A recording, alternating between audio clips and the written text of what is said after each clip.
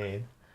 All right, everybody, welcome to another episode of the Jumper Punch. What a big night we have now. People that haven't been here, right? I'm Rocco. What are you laughing at? just everything. He's laughing at himself. We've got Marcello, and of course we've got SEN's very own Paul Sebastiani. Yeah, turn that down. Good evening. But today we've got a very special guest. The specialist of guests. Specialist of guests. Yeah.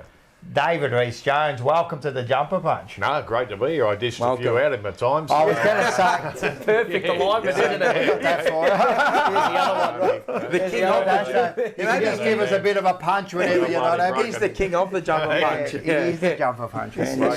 Broken knuckles to show for it. Show is named after him, mate. 100%. In honour of David. Well, it is, man. Oh, man. Like, it is seriously an honour to have you on. Like, these blokes, even though they love you, they didn't watch you. I watched you. Highlights, yes. Yeah, you've seen Our highlights. fathers told us. Oh, mate, like the 87, man, like, was just like, I can't describe, like. No, it's the best, man. It's the best, man. And he used to, like, it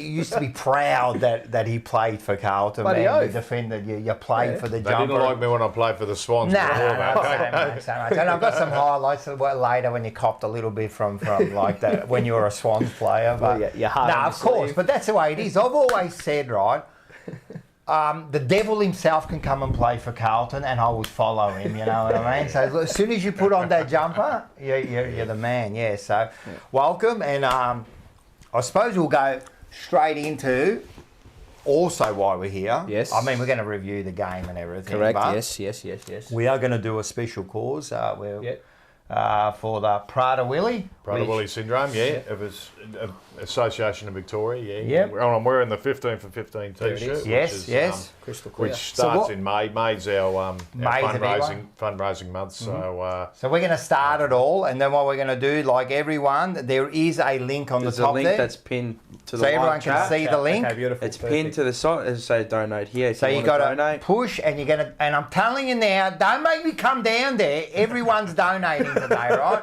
Every single person, man. Don't be a tight ass. This bloke here was a great player, and now it's time to give a little bit back. We're going to start.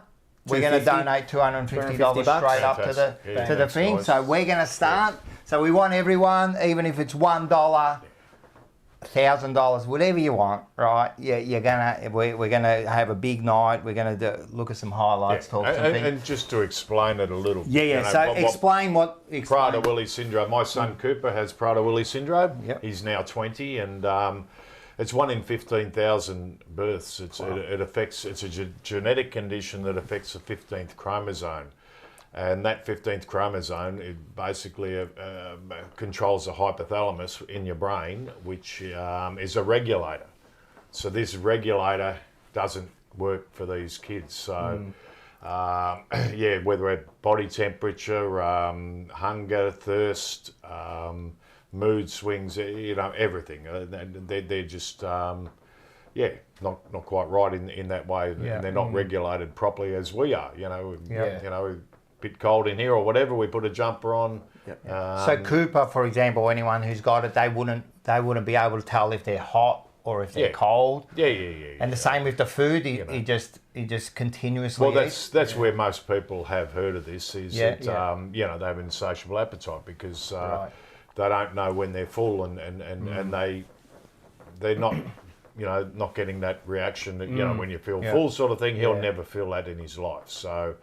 We lock our fridges, we lock the pantry, we don't have food, even just a bowl of fruit or anything sitting out, no food at all.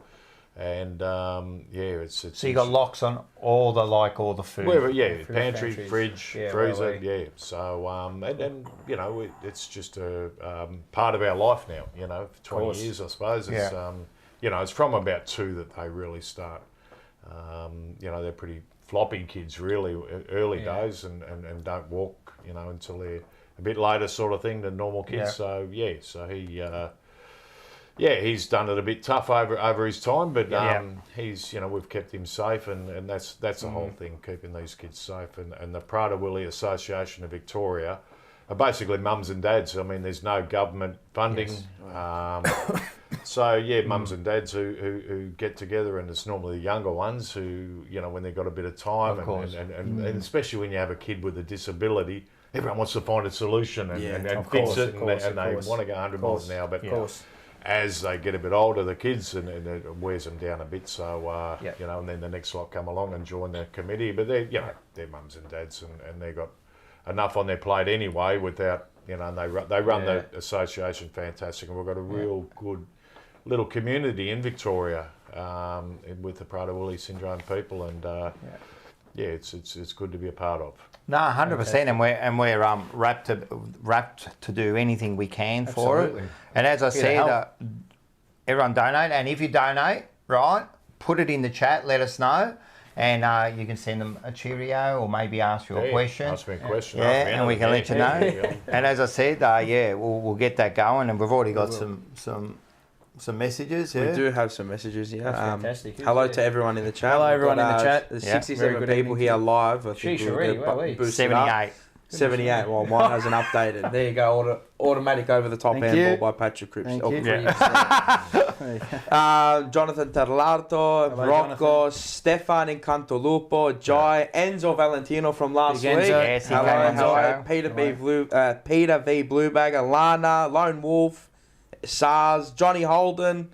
They're all there. They're all there. There, we do have some from SARS. People that complain that low disposal numbers mean someone doesn't play well needs to take a look at the hard look at Rhys in the 1987 grand final. There you go. There was some Susie. Low disposals doesn't mean low impact. Mars Jr. says, your beard looks clean. Thank you. He does. He looks very nice. And you've got the hat there. Look at you. Thought I'd dress sharp for a very... I like the hat. Occasion. Yep. Look good, feel good. He just ended out of his ISIS training now. Yeah. Oh, you got a corduroy one. Did you go and buy one, or is that what he's had that? I've always had one. That's dirt.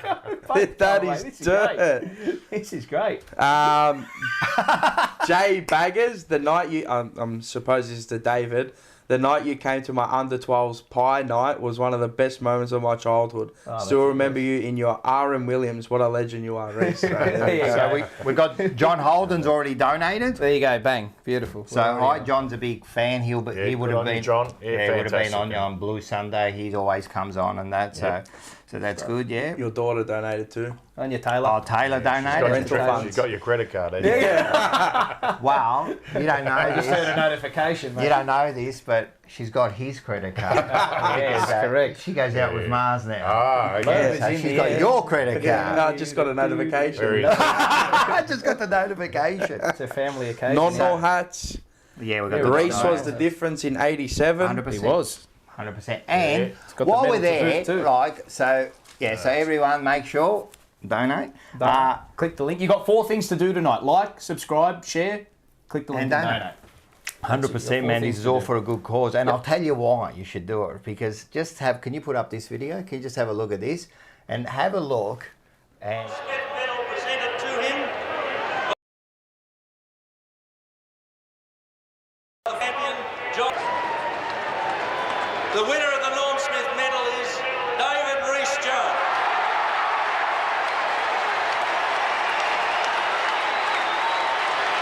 The presentation of the Norm Smith medal. The bad guy is a winner at the end. It's got a happy ending. David-Rhys Jones is the Norm Smith medalist in the 1987 Grand Final. Well, how about that? Well, I would like to say here that the Western Australian Tribunal were criticised for fining David-Rhys Jones, and it's no coincidence for mine that from that moment he has not put a foot wrong. Number 26, David-Rhys Jones.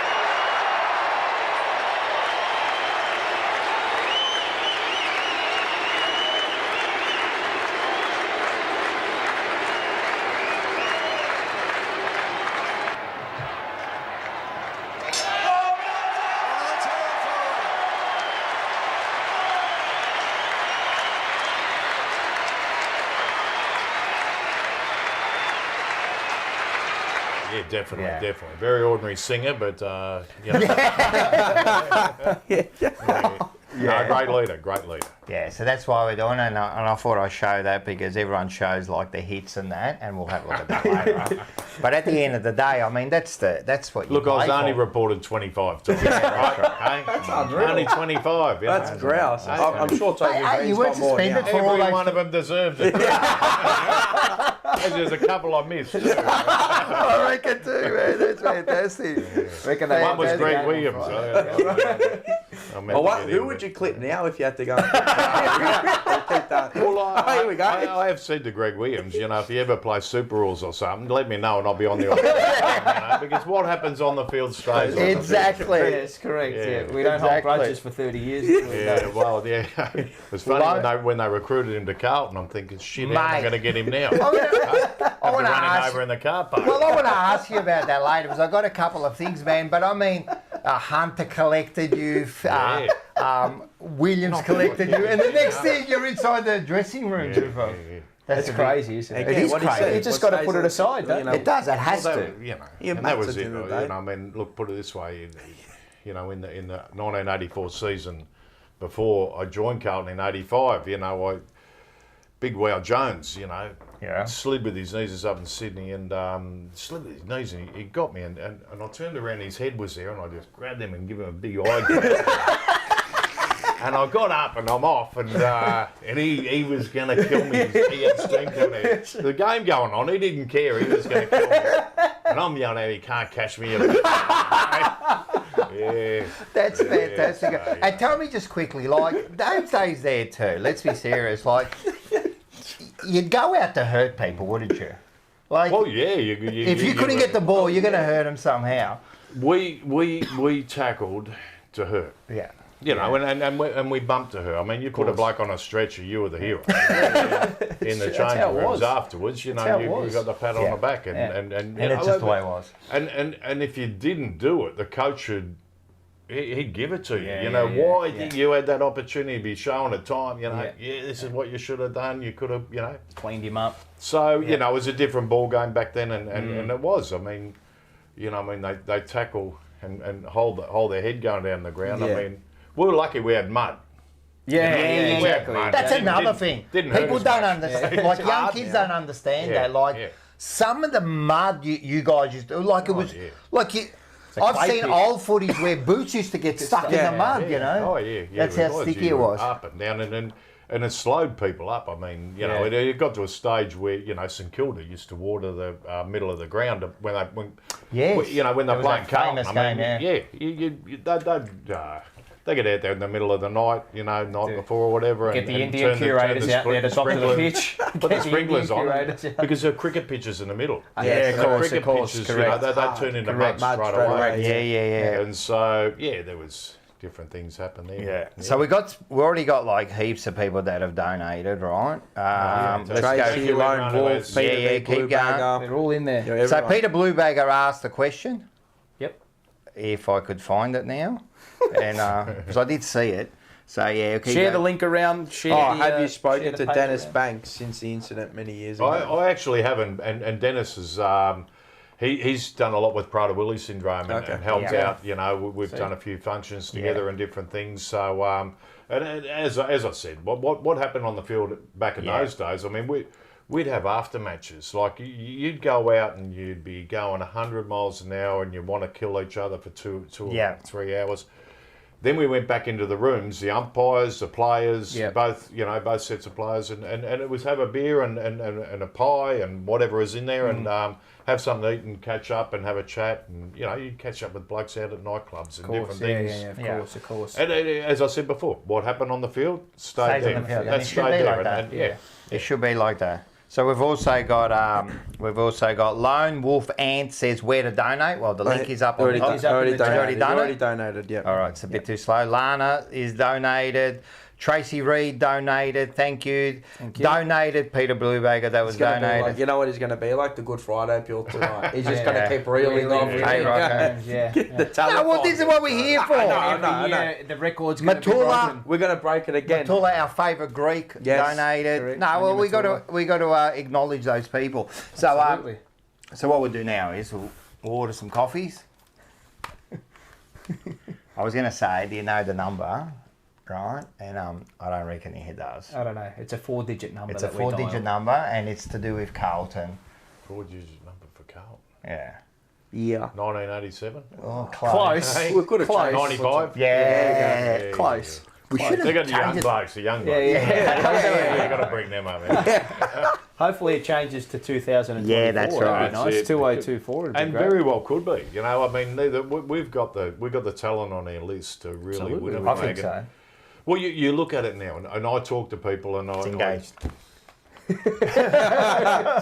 But you talk to people, and you need genuine A graders to win a 100%. flag. Match winners We got are every five. one. We got 5 genuine Oh my A God. graders. I should have You played look at- footy because I said exactly the same thing, Yeah. right? I said to people, the reason we're doing so well with injuries minute. is because Yeah. we actually have 5 genuine stars that can Yeah. win your game. Well, yeah? you look the week before. You know, GWS. Who were the players? You know, it was Cripps. It was Walsh in the middle, and, Yep. and then it was Curnow and Mackay. Harry at the end. And Yeah. and you got Wiedering back there. You Yeah. know, saving. You know, and holding that back line together. So we've got the. And that's why we're up with the amount of injuries we've got. You look at that injury list. In any other year, it would have cruelled us. Brutalised But us. Correct. when you have genuine A graders, you are in the game. Yeah, You are in the 100%. game all the time. They're match winners. 100%. And we get back, you know, we've been fighting back, even on the weekend, you know, I mean, know.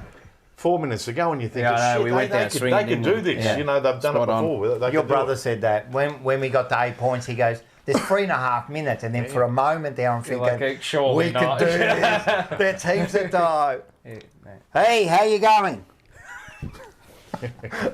Yeah, good. Yeah, no, we get out. What do you mean? You're busy. You can't do it. Hey, listen, I've got David-Rhys Jones here. If you're not careful, right, you'll go to the tribunal for the 27th time. So 26. 26. 26th? No, he's going to come there I should have got it twice. to match me number, shouldn't I? eh? Yeah, you should say, like, well, this will be the That one. would've been a good All right. Easter egg. All right, he's going to do it. Hurry up. All right, it's good stuff. He wasn't going to do it, I Am told I him. going to... No, of course. Is yeah. it slave labour? Okay. It's slave labour. for I'm gonna me. get some. And we'll send Reese down there later. Yeah, we'll Crack send his him. skull in. Yeah, okay. Yeah, no problem. So, okay. Carls, how are you? Big hello, Carls, and a hello, to the Carls. Carlton fam. Yep. DRJ was my second favourite player behind Bruce Dool. Did you play with him? This is a nice Yeah, I little did. I played concoction of sorts. 2 years with Yeah. Bruce. Look at I this. actually, I played What on is that? Bruce in my last game at South Melbourne was Yep. against Carlton, and good. I played on Bruce, and I Oh, actually the coffees. Oh, the coffees, yeah. How come I forget the coffees? I ruptured my Where are the coffees? MCL. medial ligament, Yeah. I think it was, Yeah. and I run around, and they're there was a still bloke warm. called Bob Hammond coached us. Let's 'cause- swap them up, I reckon. Yeah. There we go. Jeez, what a feast! Mate, I'll tell you what. This, and Nah, this is, put it there. This so isn't one the can end stay either. here. Spoil you, blokes. This isn't the end either. Mate. This is not Oh, the what end. else have you got? Oh, mate. You Here's kidding the me? old Schnitz, eh? Mate. So we've got the Schnitz. Snitz. So I'll tell you why we got Snitz, because Snitz is our proud sponsor. Okay. Correct. Yeah, So Snitz Northland. So go down there. Actually, Gorkan, he sent us a message. Oh, with love. With love, Dogs. Gox. Thank you, So he Gokhan. sent us a message. It's Gokhan. Hello, How you going, Gokhan. Gokhan? How are And you? then so he'll supply the wraps I've got to take one, sorry. and these. Have you eaten the Nuggets. nuggets? Nuggets. Nuggets. Yeah, yeah. Nuggets. They're Nuggets. nice. Yeah. They are 100% chicken breast. What's not in them? Now listen, it's not like McDonald's. You know, like McDonald's, they use like lips and assholes and all that. That is like full chicken breast, mate. Sorry. There's no Full chicken. chicken breast. And we got that, and we got the thing, which potato chips. That Sweet potato. The Love sweet 'em. potato. And this one here for later. What is the it? one. Well, you told me that you like the rice pudding. Yeah. Yeah, well, my missus made it, Oh, really? so we're gonna have a Fair bit of a dinkum. taste of that later. Oh, wow. Would you like a water? No, I'm all right. Peroni, Water. Pepsi Max. Pepsi Max? No, all good. No, all good Alright, for all the time. good. mate. This is a show. This is everything, mate. This is ain't like- dinner. This ain't like show. Blue Sunday. No, no, This is normally a I'd be, show. This is you know. dinner. This is Yeah, we're gonna do it. dessert. 6 Whatever months you want ago, it I to would have be. been into the vodka there. Am I putting in a little bit for you, just a touch? Nah, if he you want? doesn't or- drink. Oh, he doesn't drink. Oh, No, I do have drink. just but a tad. No, nothing. I haven't had a drink since I had my knees replaced, which Yeah. was Only 17th pour it of, into three. Yeah, pour it in into three. three. That is see you know how what that he's is? smart. That See, is- every guest who doesn't come on and has a little bit, he absolutely drills. But Yeah. he's played it smart Yeah, because because if he his drills you, closest you're right gonna next to cop him. one. Yeah, Punch you in yeah, your kidneys. What else have we got? Now you asked me to go down to get an allotment of sorts because we've got Special a guest. special guest coming in, an actual special guest coming in. David-Rhys Jones, and we went down to Trevally Cakes.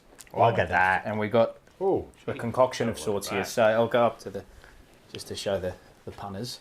Look at that. We've got sfogliatelle and cannoli. Now, can I say, people, if you become a member, right, of the Jumper Punch, and you become a Rocco member, which is a middle member, you get a chance to sit in your chair, right? So you go into the draw, and look what you're going to get. You're going to get fed, you're going to get drinks, so everyone makes sure... This is actually... Brunetti's is... No, Brunetti's garbage. Trevally the best. This is... They've been there for 50 years in Coburg on Sydney Road. Which one hasn't got it? That one doesn't have it. This is amazing. That might be... Is that an iced coffee now? Yeah, they're a little bit as we waited. But if you like... Cheers. To the Blue Baggers. Yeah. Cheers. Blues. Cheers. cheers. To the Blues. We can't... That's bad luck if we don't all cheers. Salute. Oh, yeah. Ooh. That'll keep me awake. So this, you know what this is? It's called Panther Piss, right? I'm still here with this. Andrew Russell extracted that from McGovern when he put him in the cage. Yeah, so... It's going all right, Mitchy boy. That is grappa in there. That is Italian homemade. That's actually about 40-year-old grappa. 40-year-old, that one? Yeah. It was the old man made it, you know, and he made like barrels of it. Yeah, he wants to try it. Yeah, maybe we can try some later. And yeah, it's about 40-year-old grappa, and then once he passed away, we found like tons of it underneath the house. Speaking of that, I want to ask you, and being at the club, we know like there's such a, and this is almost what the show's about, there's such an ethnic base to the fan club, like the Italians, the Lebanese, the Greeks. How did you find that growing up and getting into the club and then sort of coming out of it as well? It's just, I don't know, it just feels like everyone wants to eat. Yeah, everyone wants to eat and drink. But that, I love that that's part of the club. Everybody says, and this is where I think people get a bit wrong. No one else has it. It's people unique, go, it's multicultural. I go, yeah, but hang on. I go, it's different walks and creeds of life for one culture. Yeah. That's the difference. Yeah. For that. That's right. It's all for that. Yeah. But how did you experience it when you were at the club? You know, I mean, your first introduction is Lygon Street. I mean, that 100%. And this is when Lygon Street was pumping. Lygon It was rocking, and you know, the restaurants and just everything. I mean, the crowds, you know, on a Saturday night. Crazy. Yeah, and it really was. It was, you know, it was great. It was amazing. Yeah, it was amazing. I mean, as a fan, I can imagine as a player going over there, and it was a great. Just a great culture, great atmosphere around the Blues, and I think we're slowly getting it back. As far I grew up in Oakley too. Oakley is where I grew up, so the Greeks, in Oakley. A lot of my friends and that were Eaton Mall. Great place, mate. So well, it is now. You know, different back then. You that's it. Killed down there. Skinheads or something. I love it. Oh, that's what it is. That's what Australia is. Rocco Moro, he donated. But yes, thank you, Rocco Moro. But you were saying if you do become a member of the Rocco, you get a chance to sit on here. Yes. You also go into. You get a chance to come and maybe sit with us and eat. You go into the draw for our $1,000 hamper. Yeah. Do you want me to go through it again or nah? It's all right. They know. You get jumpers. You get all sorts of stuff. We make it up as we go along, basically. You also thanks to all our sponsors, Snids, Top Dog Liquor. Yep, proud sponsor. Proud sponsor. And then we've got and make sure you watch a boxing deep dive. And do you like boxing? Boxing. Yeah. So our sponsor, Lyndon. He was a boxer. I know. So Lyndon, he's got he's our sponsor. He owns Top Dog Liquor, but he also does a YouTube show, Boxing Deep Dive and Talking Boxing, and he does a live, because what they do is they show the Australian boxing, but you know, people that can't watch it, he does a live where he just talks. Yes. Last week I was watching on a Friday, 15,000 views he had. Oh really? Oh, because you would have reviewed the Garcia fight. I haven't watched it actually. It's really good. It's really good. And it's all because of the jumper punch, you know. And then we got Carlton Security Doors and Blinds. Yes. Right, so make sure you get onto them. Collingwood supporters might need that this week. Yeah. Yes, he's the Essence supporter. Might need it. Oh, yeah, for right. So 10%, and if you mention my name, you get 15% off just for saying Rocco. Then apparently that's already been taken up. No, that's been taken up a few times. Yeah. Oh, really? A few times. They come up and they get their doors fitted, and they go, my husband told me to say, Rocco? So that's all right. And then you got North Seafood Bar and Grill. You know who that is? Yeah, Ange. Yeah. So he's proud sponsor of I've us been there. too. It's good It tucker is? there. Bloody good Oh, tucker. mate. There you Well, go. That's a good. See, That's we a good don't- promo. we don't shit Good off. bloody tucker. Good bloody isn't it? tucker. It is. Bloody tucker. It is. I love it. Mate, that is No, a he good does. promo. He does it really It's well. Ange. fantastic. And he's a great host. Yeah. Yeah, he is. He's a He great loves host. it. He loves it. Yeah. He loves Can't it. talk. And the other one is Carlton. No discounts. No, it's Greek. No, it is. He's Greek. Jesus. He's No, Greek. mate. Greeks don't give discounts. They add on. Tuck in, David. Go for it, mate. yeah, Grab the wraps. Grab the schnuggets, mate. They're telling you to tuck in on the chat. Yeah, they're telling you to tuck in. And then we got Carlton coin. Carlton coin for Ur, yes. For Ur, his We've got price. a bit of a special announcement. Not going to announce it yet. No, we have got a Gonna special announce it announcement. yet. But we have, so Ud, thank you very much. He's a proud sponsor there. So We make love sure Ud. you support all these. And then, we'll talk a bit more about Carlton Coin later and We the will. email and Spotify. And then we're going to find out about, we're going to do a stage show that we're just still waiting because, we had it all organised and then the place caught on fire. So now Correct. we The just Falan Club. The Falan Club. the Falan Club caught on Yeah, fire. because there was meant to be a fight there, and I reckon bikies must have I been. reckon Yeah. there was some dodgy stuff going on, and you Some feel shifties. for people who actually, Yeah. That But it's club's getting been there up. for years. It's getting yeah, up. yeah. She reckons it'll be ready. They're opening up the room, so it's all Yeah. good. You know why it caught on fire? Because the jumper punch came in and Yeah, I the know. jumper Yeah, they punch knew. just, They don't know, they scared. know they're going to They're light like the place. calm, We're they're going to light scared. the place up. They're scared. What a show, eh? I should have joked about that. And all the shows, just quickly got Blue Sunday with our very own. David-Rhys And Jones. Vince and I Joe. was Joe Lutzer this week. He was Joe Lutzer. He was a winner this week. How do you think I win as a host?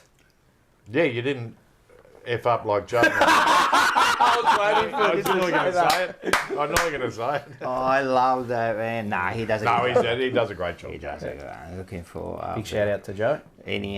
You keep up with the Don't worry, comments. don't worry. Okay. Go And talk then about they it. got Blue Sunday, Forever Rivals on Wednesday. Now, Forever Rivals is, we do a show and it's got I'm a Carlton naturally, and you got an Essendon, a Richmond and a Collingwood supporter we get on every Wednesday and I just bag them. Just completely bag them. Now, we made a little bet last week, Yes. the Collingwood Essendon game. Oh, Yes. yes. So let's have a This is look. great. Yes, Let's have a yes, look yes, at the yes, little yes. bet, Dave. I was saying, if it's a draw, someone has to sing the Richmond and the other has to sing the Carlton song. All right, done. Yeah. I don't know the Richmond thing, so what is it? One's got to Oh, sing a well, Carlton and one's got to sing the Richmond song. You decide which No, one. no. I'll sing the Carlton one. Yep, that's the rule. We've I'll decided, I'll mate. sing the Richmond one. We I'll sing the right, Richmond Huh? All right, what are we one. doing? Can I make up as we go along? we are the good. Oh, Navy Blues. GWS and You're Brisbane. gonna have a voice with style to sing the song, mates. Jeez, how's the foresight, So Rocco? we kind of made that as a bit of a joke. Oh, what if it's a draw? You know, it happened to be a draw. So get ready tomorrow night. What is it with the jumper punch and tipping draws? Yes, that's twice. I tipped it. Last year, Yeah. Carlton Richmond declared the draw in round one. Okay. Declared it. Absolutely declared it. It's one of the greatest tips you'll ever hear. And But then he doesn't tell you about all the ones he missed. He once tipped Collingwood. He said, everyone put your house on No, it. Carlton. no, the Carlton we had a Collingwood. little punting thing going on here, and we He got it said- up to about. What did we get it Oh, up he to? said tip Carlton, yeah. It was correct. actually we got it up to. 1,500. It was up to like $1,500 Yeah. bucks, And it then you was go, I'm betting all of it. when we lost to Collingwood in round 22 and got booted out of the finals. Well, it's funny you talk about the theme song, Richmond theme song. My first coach ever as a little tacker, about 7 or so, was a bloke called Jack Malcolmson. And he wrote the Richmond theme song. Really? There you go. Yeah. He wrote, which is probably one of the better. Oh yeah, absolutely it is. I did Right, go for yeah. Richmond back then. So It's a real. Cracker. It's a You real. can find yourself singing it or just Yeah, shouting yeah, yellow just and do it. black, you know. yeah, The great that tune. was my first coach. Sung by the fabled Fable singers. Brothers, yeah. Fable singers. Yeah. Yeah, that's one. It is one of the greats. Yep. Um, Next. I'll keep going. Actually, you got a mouthful. the there. change room. The Change room. yes. Mate, this is our intro is the longest intro ever on any show. The intro is a show itself. We should just call this the intro. intro. We haven't even started talking about Carlton. And then you got double, which now the boys have decided it's going to move to a Monday night. Why? I think it's better they want to review the game at the end of the week. Oh, what? So they can sleep in on another day. I don't know why. Oh, okay. You've let him change 2 days, man. Yeah, I figure Monday night will be What is it the with these kids, mate? Far out, man. I'm surprised you're giving them leeway. You, out of all people, you. Well, Oh, young Gotta people let of people today. go. Oh, look who's in the chat. Yeah. Heath Buck is in Yeah. the chat. He My said, Bucky! Love you, Reese. I He's another- coached him, one of the The Hammerheads, exactly. Yeah. Yeah, the Hammerheads, mate. that Yeah, is good. a story. What a player, Mate, I'm telling you, I loved that when that was on. That was like amazing. He's a kid. We love Bucky. Bucky's We love him. He's quality. the best, mate. He's quality. He's just good Carlton man too. He's just Yeah, Carlton through and through. Yeah. I love when he. And I'm not bad with impersonations, right? When he does his, so he'll do the review of the game, and then he'll go player by player, and if a player's had an absolute stinker, he'll just be there like, you know, just for Lockie O'Brien. Yeah, nah. I love when he starts. Yeah. So we got Andrew Lord here. Andrew Lord is a Cats supporter. Yeah, I know. It's from last week. He's Yeah, hey Rocco, I was looking for you after game. You didn't. I don't leave early, mate. No, we don't leave. stay till No, the end. you'd never All right. leave early. Never And he leave did right early. then. Go Cats. All right, go Cats. But just remember, that was the best punch you could possibly give to just a little bit of a wounded Blues, mate. Get ready for round 15, mate. We're after you. Rash, I think, is in my blue heaven. All right, cool. Keep going. Just keep going. Don't worry. I got the knew I was things. gonna Go, drop keep going. one. You're a bit slow. Anyway, today You are what a we bit did slow. was we do a thing called Rockin' All Over the Birds. We go and talk to the folks. And this morning we went to Queen Victoria Market. Queen Victoria Market. Yeah. Yeah. They sell good hats here, though. They do sell. He's on it. That was very quick. Yeah. Anyway, let's have we'll do a preview later, but let's have a quick look at what actually happened. And as we venture our way through the Queen Victoria Market, a rare species arrived out of nowhere. An MIA security guard and his mating partner. What are you doing, man? Can you tell us that? Come on, man. Just really got a right way. I'm trying to communicate. What company are you from or something like that? They're just tourists. We're just tourists, man. Like, take it easy, mate. You take your job too serious, mate. No. Get off I'm it, just Dave. Off I'm it, trying Dave. to communicate with Listen you to me, in a man. really Don't nice talk way. to me. Don't talk to me. A really Don't nice talk way. to me. Why? Don't talk to me. Why? Because I'm telling you, don't talk to Why? me. Because I'm telling you. Don't talk to me. This That's is it. Move on. really good Move on. way. Move on. Move on. You're telling him to move on. Should have told them you're having a protest and you what? Yeah, that's true. You can do that. You can block everything. We'll use that for next time. You can block everything. You can block the Westgate Bridge. No issues. And so stay tuned later on. We've got a bit more of that and you'll see what happened. It's just like these security guards. They just got no idea. And then the reason they gave, which you'll find out later, is the dumbest reason I gave. And anyway, it was a bit of But fun. it's how they're trained. Yeah, As I well, know, you know. I know. Anyway, I know. it is what it is. All right. It's MA security. And if you want to get a hold of us, or you want to become a sponsor, Yeah, get into or you want to know about anything more, or send us like market cuts, or send us a few million under the table, or whatever. Yeah, if you want.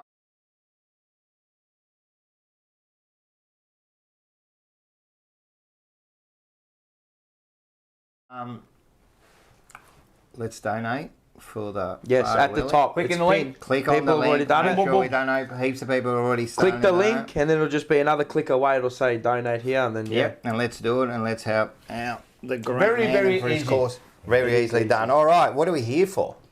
I don't know. What are we here for?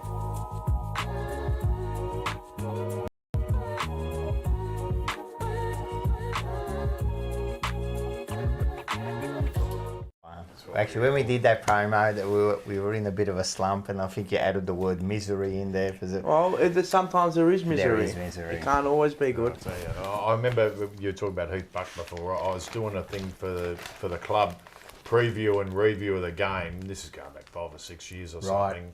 With the club with Bolts, because he was I'm coaching. trying to think who was coaching it, but I normally had one of the assistant coaches before the game to talk to, sort of thing, and you know, it was in the rooms, done the rooms, and then after the game, and we were getting smashed every week. And I remember, all I used to say is, "And this kid Paddy Cripps, he's going to be something," sort of thing. I reckon that's out of 22 or whatever games, I reckon 17 times I'm going, "This kid Paddy Cripps, you know." And that's all we had back then. You become and that's the thing, when your team's going so poorly, you start to have that Messiah complex syndrome, you know, which and you is don't want to bag 'em, individualised. but you're sort of sitting there in the rooms afterwards, and you've got to talk about something. Yeah, but you can't be a sycophant as No, well. you You can't. can't, mate. If you're playing, you got to call it out for what it is. Bolts actually did say Brendan Bolton was actually on 3AW a couple of days ago. I think it was before the Anzac Day game, and he said that they cut the list back way too far. And I don't want to go over because it's all done and dusted, but it's interesting to see him speak. And to be perfectly honest, you know, I mean, those guys did the hard yards. Yeah, you know? oh mate, absolutely. They done a lot of hard yards in those initial years. Not easy. And I always look at, you know, the coaches who, I'm trying to think of the bloke before Beveridge at you know, at Footscray, Bulldogs, and what's his name? He had the nose. He was down at Geelong, and then he went to was his name? What's his name? He had the thing on his nose. Easily forgotten anyway. See, but, in the chat, anyone know? Something Richardson? No. But he never got recognised. You know, a couple of years later, and he had to go through the pain of being down. Of course. Yeah. Bucky, actually, my blue heaven, the same security guards who control Princess Park on open training sessions. Oh, they're another bunch of idiots too. They're the same. It's the same. MIA. Yeah, who was MS? Who was this? MIA, weren't they? Missing in action. Oh. They actually are. Wild World Academy. Not MC, are they? No, NFTs. Brendan McCartney, that's the one. Thank you, John Holden. John Holden, well done. Oh, yeah, Jack Hardy already, Brendan. They're pretty quick. But McCartney, all right, that's enough. We know now. Yeah, well, they're 30 seconds behind. Nah, it's all good. It's all good. Share the link around, guys. Share the page around. Share the link. Make sure you donate. Now, we did play, and this is brought to you by North Seafood Bar and Grill. We did play a game. Here's the champion. 18-10, 118 to 15-15, 105. Yeah. Yes. All right, let's have a look at some stats. Just put them up there so we can have a look at a couple.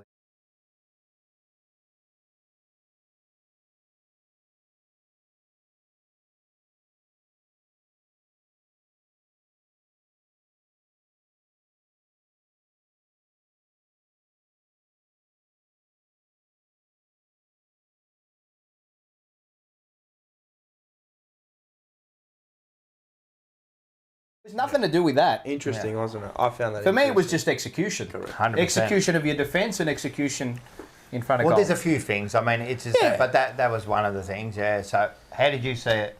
Oh, look, the ball entering our forward line. Look, we missed some easy goals early, which we could have put pressure back on them. But and you've got to take your chances. You really got to just take your chances. So I thought some of the delivery into the forward line, you look at that forward entries, you know, 21 extra, but they were able to get the ball and ping it. But where they got the ball, where their shots were from, with the 30 metres out right directly in front of goal. Yeah, from where they were having shots from, but also that they were loose. They were gone. Yeah. They were gone and they caught us. And because we're playing the style of football we have to be successful, you're going to concede that every now and then. Yep. You're going to have to concede that every now and then because not everyone can get back. Exactly. And it's Collingwood, you know, play that way. So spot on. It'll be interesting to see how we play this week because I think Vossi's got Collingwood down pat a little bit because they go ballistic. They and I listened to Vossi last year before. I think it was before the grand final. It was during the finals anyway. Yep. And he actually mentioned, you know, Collingwood, you just got to hold them, wait, and when it's your turn, you know, because you can't keep going like that. Of course, it's impossible. You can't keep going 100 miles an hour. No, it's impossible. You've got to hold them and limit the score as much as you can, and then when it's your turn, you just got to go. And you've got to put score on the board then. Yeah. 100%. And that's how we beat them last year. Spot on. We had that little patch in the third term where we went bang, bang, bang, and at the start of the fourth, and that's how we got them last year. Able to hold them, All teams are vulnerable to a point. Oh, yeah. But I think you summed it up perfectly, and I love the tactical side of things and the analytics, and the way we play is a style that's going to win you big finals and big games. You know, we don't sit back, we don't hold back, we want front half turnover. But you have to play that way. Yeah, now you've said that. You have to play that way. And you've told me a lot about, like, so that front, so you play like a real deep, it's like, the lines. Press high up. Press high up, and then what you get those repeat. But sometimes what happens? Vulnerable out the back. We get vulnerable. Now, my question is there some way we can, like, adjust that, like, because we do get slaughtered on the way back.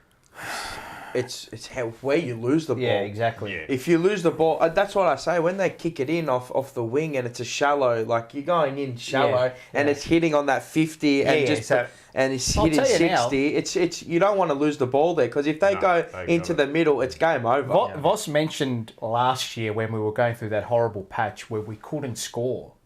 He kept saying, no, defence is our problem, defence is our problem. When he talks, I think people have this misconception that when you say defence, they mean the back six. Team. Defence is also the guys in your forward half locking the ball in as well, and we don't have Lockie Fogarty, Jack Martin, and Jesse Motlop in there as well. But it's also conducive of your midfielders pressing as well. And if that press is off, they'll tear you to shreds. Geelong. And that's where it would have been off. He did mention that after the game. Correct. You know, our defensive efforts weren't quite Shocking. up to scratch. Not good enough. Yeah. Because we did tackle. We had the 24 inside 50 tackles, but then where's your midfielders? Have they pushed high enough to stop that spread? You know, that one leaking out, and that's why you saw so many goals come out the side and out the back. Geelong up front were ruthless. They took those half chances. 100%. Max Holmes from 55 out. Yeah. Zach Tui on the run from the pocket. Dangerfield on, you know. See what I mean? And we miss all those. And also, like, how do we get rid of Zach Tui? Someone tell me. The club at that time was an absolute disaster. Rubble. Absolute disaster. He loves. I mean, who doesn't love versing us? But he does love versing us. I think last year he had a stinker against us, but well, to come in, didn't he just come in this week? Yeah, he was 3 goals, 3 goals. 20 odd, you know. But they were ruthless, man. I mean, what do we have? 45 inside 50s. You know what you do? No, they had 45 and they had 28 shots. We had 60 and we only had 30. You dip your lid to a team like that with the blokes we had out too, and you just say, and the other thing is, they're going to, if they can hold their squad together. I mean, they got 4 injuries on their whole list at the moment. And I mean, and one of them, Tom Stewart, a concussion. Back in. He'll be back this week. Yeah. But their reserves flogged us by 100 points because they've got real serious players underneath at the moment. And if what they did 2 years ago, they were able to hold it together and rest their senior players, get them all fresh for the finals. Last year they didn't have that luxury. No, they had a lot of injuries. They had a lot of injuries, and that's what really crawled them. Yeah. They're going to be round the mark if they can be like they were 2 years ago. Because but I still think we got players to come. We really beat them, and we got 10 players who can come back. And we didn't play. Look, we did a lot of mistakes. Right, there was probably the worst and they played. I think they played as good as it gets that night. Like, I don't think they missed the target. But that's all how night, they play. By the looks of it, they do. They do that. They are a very efficient team with But ball they were in hand. efficient, mate. But always, if you go look at the other games, I mean, no one gets 30 possessions like other teams. They get like 20, 25. They do the basics right, and for longer. And they got some A graders. They're A graders. Exactly. Jeremy Cameron. Superstar. What did he have? 20 and 4, 20 and 5. He kicked 5. He wins your games. Players like that. Dangerfield in that first half was immense. He was like he was 2 or 3 years ago. There is, and speaking to some, and look, you take this with a grain of salt, but speaking to some people who are pretty deep in the club and have pretty big calls on decision making and stuff, they were saying that there is now a view with our list and our players and our club that you have to look at it 1 week at a time. There's no doubt about that. But there is a longer-term view to the back end of the season. Of course. And you can kind of... And this is why we're saying I like the way our pre-season operated, because it was all...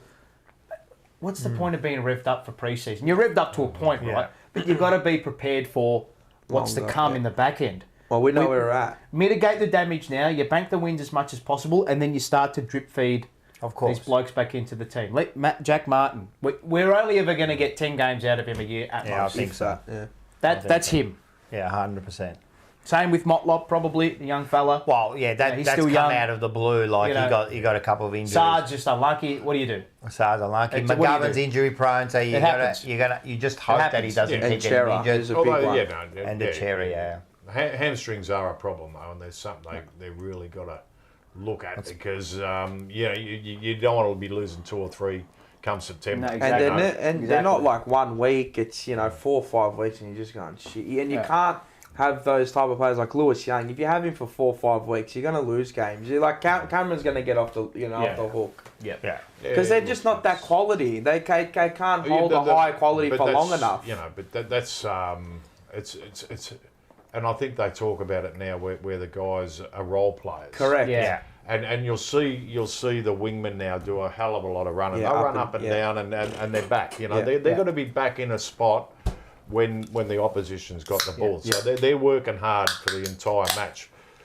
Back in our day, you run around trying to get a kick and you're putting yourself in position to get a kick and you're using your own brains sort of thing. Now they are robots up and they back, are, up and and back. they're exactly right. They know exactly what to do for the game. Yeah. I think it's funny when you got to win the game, they play a different role. You see Akers, he'll be running through the forward line and doing things he wasn't doing in the quarters beforehand. So Freeman makes you wonder. It's an all-in job when you're at that point. I think we found a real pickup in Elijah Hollins. Yeah, I liked his game, mate. Yeah. He's had 18 again or thereabouts, and he's had 2 goals, 3 tackles. Did you notice him during centre bounce? He attended 3 centre bounce. Yeah. Correct. Yeah, I don't mind that. You need a point of difference in midfield. You need to throw somebody in there. Change it up a bit. A new face. I like him a lot. Can go. Where's Charlie he come Curnow, from? Put him in there. I'd put him in there every now and then. I'd love to see Charlie Curnow playing like Cameron does. Up. Right up He's the ground. a great athlete. I mean, who wants to be following him up there? Well, I guess that's maybe what they do with him when I don't know if it's team directive or coach directive. When they throw him back. Yeah. I don't mind that. I know that's to save the game. Yeah, I know. But it did happen against GWS. Yeah, but he did the last 5 minutes. But the good thing about that was he was able to get his hands on the ball because he wasn't touching it. And as a footballer, you've got to get confidence. And you've got to be touching the ball to get confidence. So you can get stale down in the forward line when the ball hasn't been coming down or it's coming in slow or high or whatever. So get him up the ground. Get him touching the ball. Harry Mackay. He sort of imposed himself. He imposed himself, from the start, and he was tackling, doing that stuff. Yeah. I'd love to see Charlie doing that because he could be a real weapon through the midfield. 100%. Up high forward, especially if you've got De Koning and Harry back there. You don't need all 3 in. Exactly. Jeez, I love that. Harry's been good this year. Harry's been really good. And again, someone wrote that he ran 15 Ks. I don't know if that's true, but I wouldn't be surprised if Who's that? Harry. Doesn't surprise me. He'd work. He'd run 13. He's that type. I think if you look at the game in isolation, right, and I mentioned this after the game too, that the players to come back in would give us an air of confidence to the point with which you look at Geelong and say, they've given us their absolute best shot, right? Without Tom Stewart, but what's he going to stop? Well, with one player, right? Yeah, correct. Yeah. They've given us our absolute best shot. So they're close to their 2024 ceiling. They're closer to their 2024 ceiling than what we are at the moment. Yeah. Right? So I think those players to come back in will give us a lot of confidence going back 100%. into. But you don't know what's going to happen from now until the next Geelong game. So forget about that. There's 2 schools of thoughts that I'm looking at, right? So the players to come back in, the coaches are going to say, we can't be in this mould of just because they're going to come back in, that we're just going to improve. And that's true. You can't go into, Chera, McGovern, Saad. If they had all played, we would have won. Can't think like that. You can and you can't, right? Yeah. But then there's also the obvious where you say, well, the output is going to increase 20% if those blokes are in there as well. 100%. Saad, McGovern, Chera. They're all A graders in their own right. You don't put Fogarty minimum B graders. Yeah. Fogarty is so important to that forward line, mate. 100%. Keeps the ball in, but so important, mate. He's that you perceived pressure. You improve your output. Walshy. Look at some of the mistakes, some of the kicks and that's spot on. I mean, you put Chera in there. He's a bit more class. There's a bit more precision. So it's Saad the same. just adds to what we need. And Chera defensively is underrated in the midfield, mate. He tackles a lot. Minimum 5 a game. Was it last year that he was one of our highest tackles for the team? And we were surprised, remember? When we were surprised, we were looking at him and going, oh, I can't believe it. So he's a tackling machine. And look, you get those players in. Yeah. I don't care what anyone says. Of course. I've heard you say, what is your best 22? Grand final day, they're all in. They're in. They're all dead they're set in, guns, those players. And like Chera, he said about the A graders, and they probably all are. And you know Chera, like his disposal, he's going to deliver that ball into that forward 50. That's what you want. Yeah. When you got Walsh and Cripps, and then you got Hewitt, you throw him in there. I mean, he's the last. That's the last link of the chain, and he's delivering to your forward on a silver platter. Then you put Jack Martin in there. Then you got a bit of hardness, a bit of toughness, and a bit of class real as well. Bit of class. You know, quality, real quality. Yeah, he's a very. But in saying that, like the coach said, right? No excuses. No. Right? No. That was unacceptable, and we almost won that game with all those players. We would have stolen it. I mean, you earn it if you win it, but we would have stolen it. What? If we won that, we would have stolen at the end. But if we kick in like 2-8 and 1 on the full, correct? Yeah, we kick in that first quarter. But he did bring up the defensive side of it. Yes. And where we failed. Yeah. And that comes from effort. Correct. Spot on. That's where the effort is not quite right, and that's not ability. No, it's not. It's a bit of just pushing yourself that little bit. But that defence is just not talking about the back six, is he? No. He's talking about all over. The defensive effort when they get the ball. Yeah. You know, the overall defensive effort when they get the ball. Why aren't we up on them when they do get the ball to put pressure on them? To allow them to overlap, slingshot, you know, that's just not on, and that shouldn't. Well, it's been evident in the last three games. You know, Adelaide, they did it. They got out the back easy, and they moved it quite quickly. GWS as well, but we rectified that in the second half of that game. If the pressure is on the guy, it forces him to kick the ball a bit higher. That's right. Yes. It doesn't allow him to come and have a look and pinpoint where he's going. Exactly. 100%. Look, they are a darn good team, Geelong, but we are, you know, actually. It's an interesting one too with Vossi. After the game, I sort of stood up and like, geez, I know we lost, but what a game. I think everybody was like, all right, you're kind of a bit in the moment, in the heat of the game, you get pissed off at moments, turnovers, of course, conceding goals. Why do you do that? Why do you do it? And after the game, right after the final shot, I'm like, geez, what a game. Like, what, you know, like, well done to perform the way you did up to a point. And I thought, okay, no, we seem to be okay. I reckon Michael Voss's tone and his words and his press conference post-game flipped us as a fan base. No, well, I said it to him after the game. I wasn't happy. I reckon it flipped everybody's mentality. I just wasn't happy because, like, the team defense, if you couldn't see it out there on the ground, like, if you had the ground, all right, it was an honourable loss in the end, right? Honourable. But they had it. They had us at arm's length all game. All game. We couldn't get. We had the opportunities to get within a kick of them, and we just couldn't take our opportunities. I guess that all the goal kicking was a microcosm of the game all night, right? Because we couldn't get near them on the field anywhere. But I'm looking, and I was saying to him, if this continued, like the first quarter, and we were losing it at each other. We're arguing with each other in the first quarter. I said to him, the way we are defending right now against Geelong. Like, if this keeps going, this will be 40 points. Yep. Because the team that they are, they just do the basics long enough. Yep. The 1%ers, they just do them better and longer than every other team. Like, against Adelaide, you're always going to be in the game. They're a good team, but they're not that good. Yep. GWS, okay, they're playing, you know, great football at the moment. Freo, they're not going to kick the goals against you. North Melbourne is shit. Richmond, cooked. You know, and Brisbane, you know. Yeah, at the time, And I'm just thinking, I'm like, and we keep saying it every week, the team defense, the way we cover the ground, it's just, maybe he might go back and review how he sets up a little bit. Might make a tweak, I reckon. I reckon there does have to be a small tweak. I reckon. Not too much, because you can overdo it, and then you go, oh shit. But if he just makes a minor tweak here and there, there's always got to be a minor tweak. Maybe. Well, you're always adjusting. Because oppositions adjust to you too. Correct. For me, the way I'm looking at it, and look, again, you can't rely on it, but to me, it's just a personnel thing. Yeah, that too, but but you can't always blame it on personnel. No, I know. No, they're all got footballing ability at the end of the day. But then there's also a point where it's obvious. Of course, yeah. But they got a role to play now. Spot on. Because you got your A graders. Yep. Spot on. Go and do your stuff. You know, you do your stuff.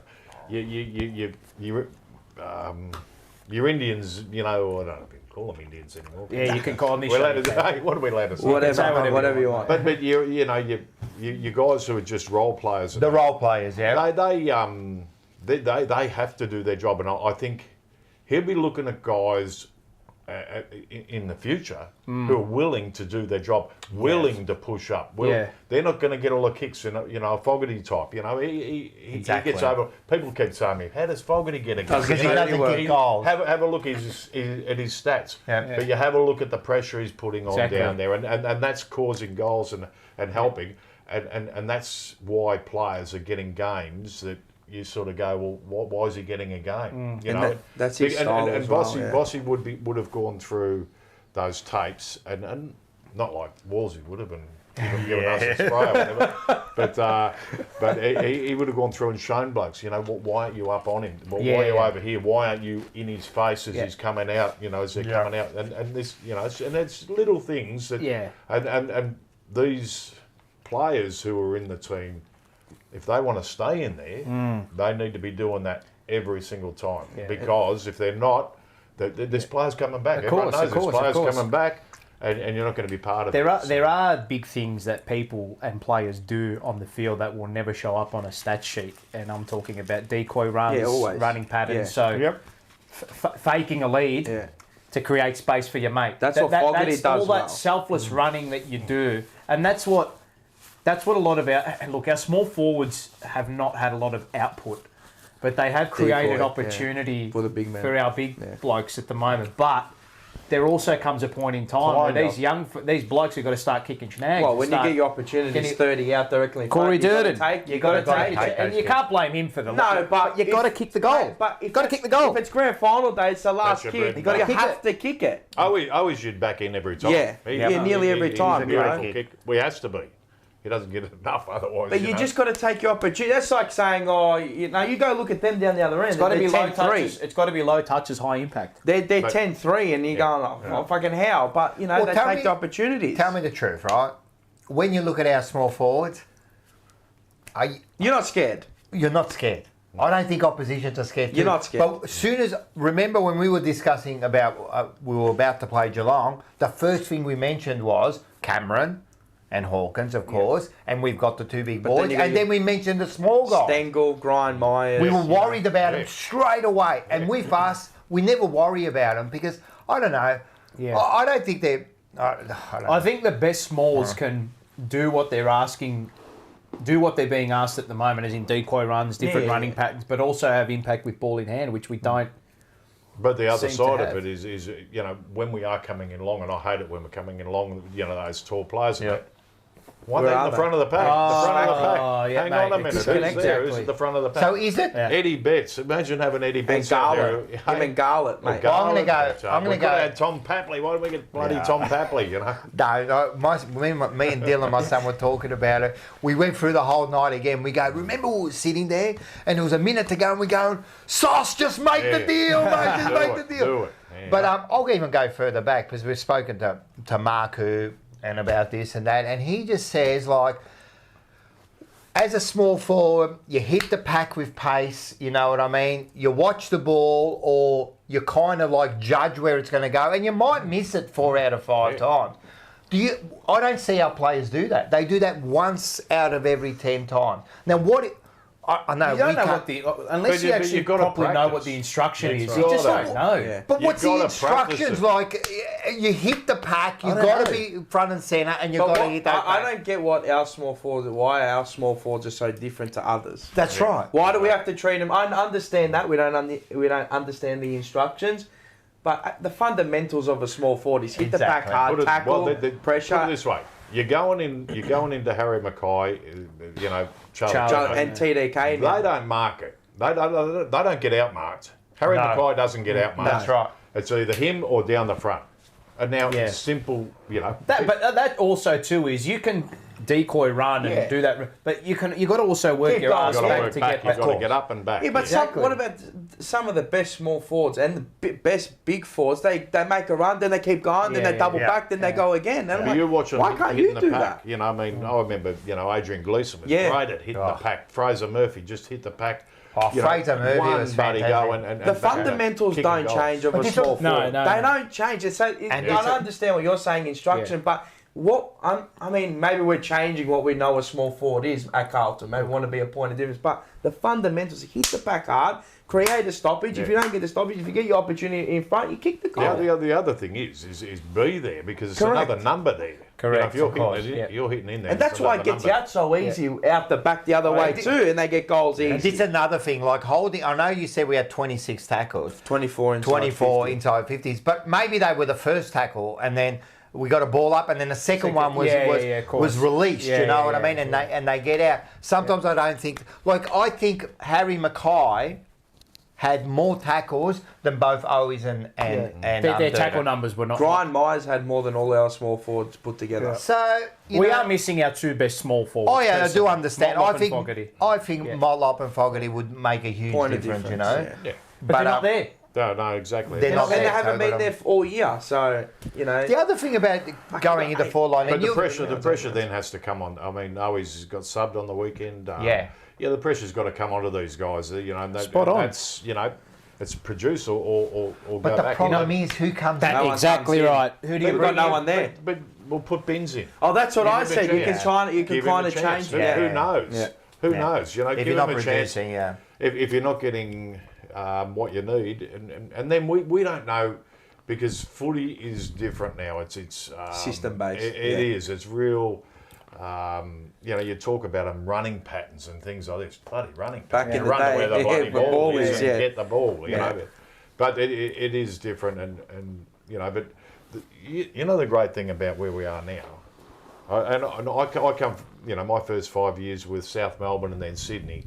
And we weren't a very good team, you know. I remember up there, so you know, and especially you know in Sydney, we'd play a team like Carlton and get beat by 5 points, and the supporters would clap us off the field. You know? It's like a win. Yeah, I can tell you, 1985, I got down to Carlton. You pulled that jumper on. Yeah. You were expected to win, and it didn't matter if you how many injuries or whatever you had. You're expected to win. You pull that jumper on, that's a winning jumper, and you are expected. Your supporters expect it, and we haven't had that. No. And we're talking now. We expect win, and that's where it's turning. That's where Voss in that press conference. But that is the great thing about where we are at the moment. Yeah, it is. And that's what I think we've really got to look forward to. And the great thing about Carlton too is the fan base. And get out there and barrack and hoot the umpires, whatever, you know, any little advantage. Like gorillas. 100%. We're like caged gorillas, we're animals. We are, that's what you need. You know, they talk about the 19th person on the ground and it is. And we are loud. Just quickly, Sandra Falcone, she just donated, said good luck, David. Fantastic, thank you very much. No, that's it. So, and the other thing is, I saw this. So we had how many marks? I think it was. It was 15 or 17. Where? In the forward 50. Oh yeah, I think it was 17. Right, and we had how many entries? 66. And they had 45 and had 15 marks. Yeah. So the percentage of them marking in the forward, that says something. Yeah. That says something. That says where we're kicking it to. Are we make like the week before against GWS, that forward line of TDK and worked completely different. Yeah. But they seem to have got a little bit congested again, you know. I think it's where the ball we were entering the ball from. We're entering it from, the flank instead. I actually think we had some pretty good entries. We did. Not bad. Charlie was doing my head in the first half. He was doing my head in, mate. I didn't think we used the corridor as much as we should have in that game. But they completely took it away at from the us. game. You could see it. They took it away from us. And put it this way, I was watching on television, and I'll go to my first game this week, which I'm looking forward to. Collingwood game, but I'm looking back there and I'm seeing Tui back there. I'm seeing Jeremy Cameron back there at times, and I'm going, what are they? So they were pushing right back, and then they were and Jeremy Cameron just ripping out. And again, it also hurts having no McGovern because he's going to take that kick first time and Sard too. 100%. And then you're just trying to look for. I think we didn't use Boyd enough. Jeez, we still look dangerous. No, and this is the whole thing. We still look dangerous.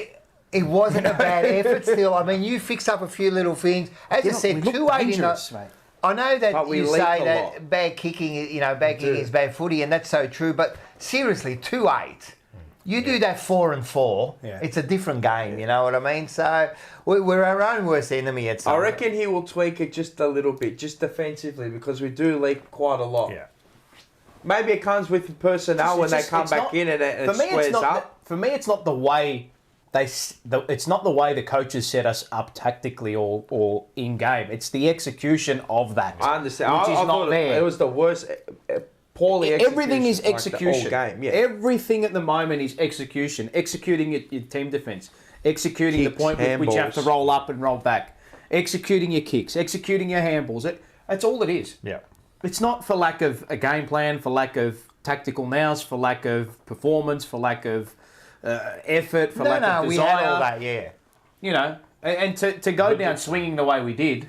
Oh, it was important we did that. 100%. Very You important could have we let did him that. go Yeah, another that's couple. great. That's fantastic. I mean, that shows that they're fighting right to the end. And But that's a bare 100%. minimum. And they're not, yeah. That's bare minimum. Well, again, they didn't drop their heads when they went 30 points down. I try and look I at think that. they- yeah. They didn't drop their heads again. And so. we had opportunity. We get to 8 points, and I was saying to you, I think I turned around and I said, we need to win this centre clearance. Yeah. There's 3.5 minutes, and we've got to beat. And they win it, slow it down, take Hammer a and mark, goal. and it's done. You know. So, but you know, we go. But it shouldn't be coming down to that. I know. That point of the game 100%. to win a Agreed. game in the last 3 minutes. You know, another thing I noticed. I think said this to you. Yeah. Geelong were really excited they won that game. Oh, Like they were pumped. yeah. It's like They know. they know they were We're little. here. I'm telling you, everybody knows and fears We're what here. is coming. They were pumped. I'm telling you, they fear what's coming. Yeah. It'll be. I want to say. I can't wait to when we play them again. I always go week by week, but I can't wait to when we verse them again. Maybe we'll have 4 players back or 5 Well, you don't players. know. Who knows? Who knows? Until then, you don't know. I want to see if there's like a stark contrast between Crowd was games. fantastic, by the way. We are 87,000. Yeah. Massive And Geelong, the Geelong people were actually commenting about their biggest crowd ever. I mean, Yeah. it was us. We- It was us. It was our home game. Yeah. That's so true. Because of us, it was at the G. Right. Yeah, so true. Oh, God. How much... You can compare eras, I think. You can compare decade to Eras, yeah. decade. How much do you think they would have learnt from that game, and how much did you learn from losing games like that? Those high-scoring ones where you may have had a few blokes out.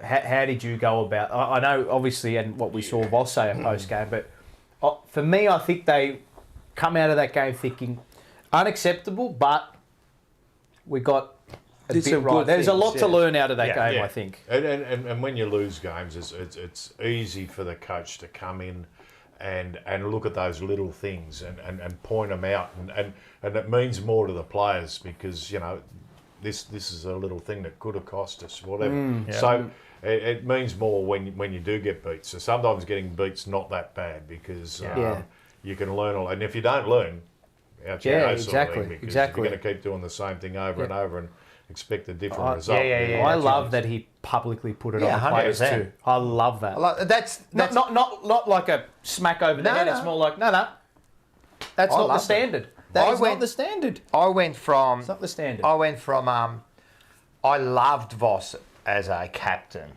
of Brisbane. You know, I thought he was one of the best captains to play. And then when he came to Carlton, I went, you know, I don't know the way he got there. Like, I'm not sure about his thing. I started to love him, of course, now. And then after this week, after what he said, I went, yep, he's the man now. Oh, yeah. Like, he's really turned me... He's taken ownership of that group. 100%. 100%. He's got a good group to work with. Don't worry about that. You know, he's come into a good situation. The players he's got at hand. Jesus, so that helps a lot. But what I've really liked about it, and when you do get a bloke like Boss, you expect all your players to play like Boss. You think, they're going to be hard. They're going to be, he's going to expect this and this. Well, it's a different ball game now. But but he's getting them together very, very well. Yes. Very well. I think It's coming It feels together. like everyone's galvanised at the moment. It is. They are.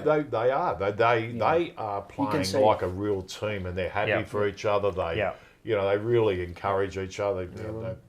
Off-field harmony equals on-field harmony and vice versa, and you can see it there. Even Carroll laced one from 50. that was a they all good got goal. around him. It wasn't his first goal. They just got around him, you know. And then Boyd, he too kicked his first goal. Yeah. So you when you were playing, or you as a coach, would you say something to Durden about missing that goal? I don't even think you have to say anything. No, not. What would you do as goal. a coach? Like, would you say? No, I'm just wondering. Would you say anything to back in our day, I mean, a Robert Walls would say to a Durden, you know, you can't. Mate,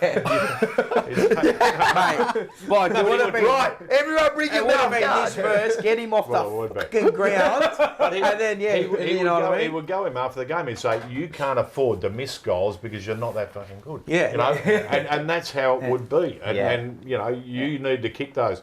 And it'd be straight between the eyes sort of stuff, but you know it's different now. I mean, it's they got to be mollycoddled a little bit. Yeah. And, yeah. I think not saying anything has. No, I know, and again, I think there's ways to say. Yeah, of course. There's ways around it, yes. and ways of getting that message across, so that the player knows what is expected of him, and I think it hasn't lived up to those expectations. You know, and Durden knows that.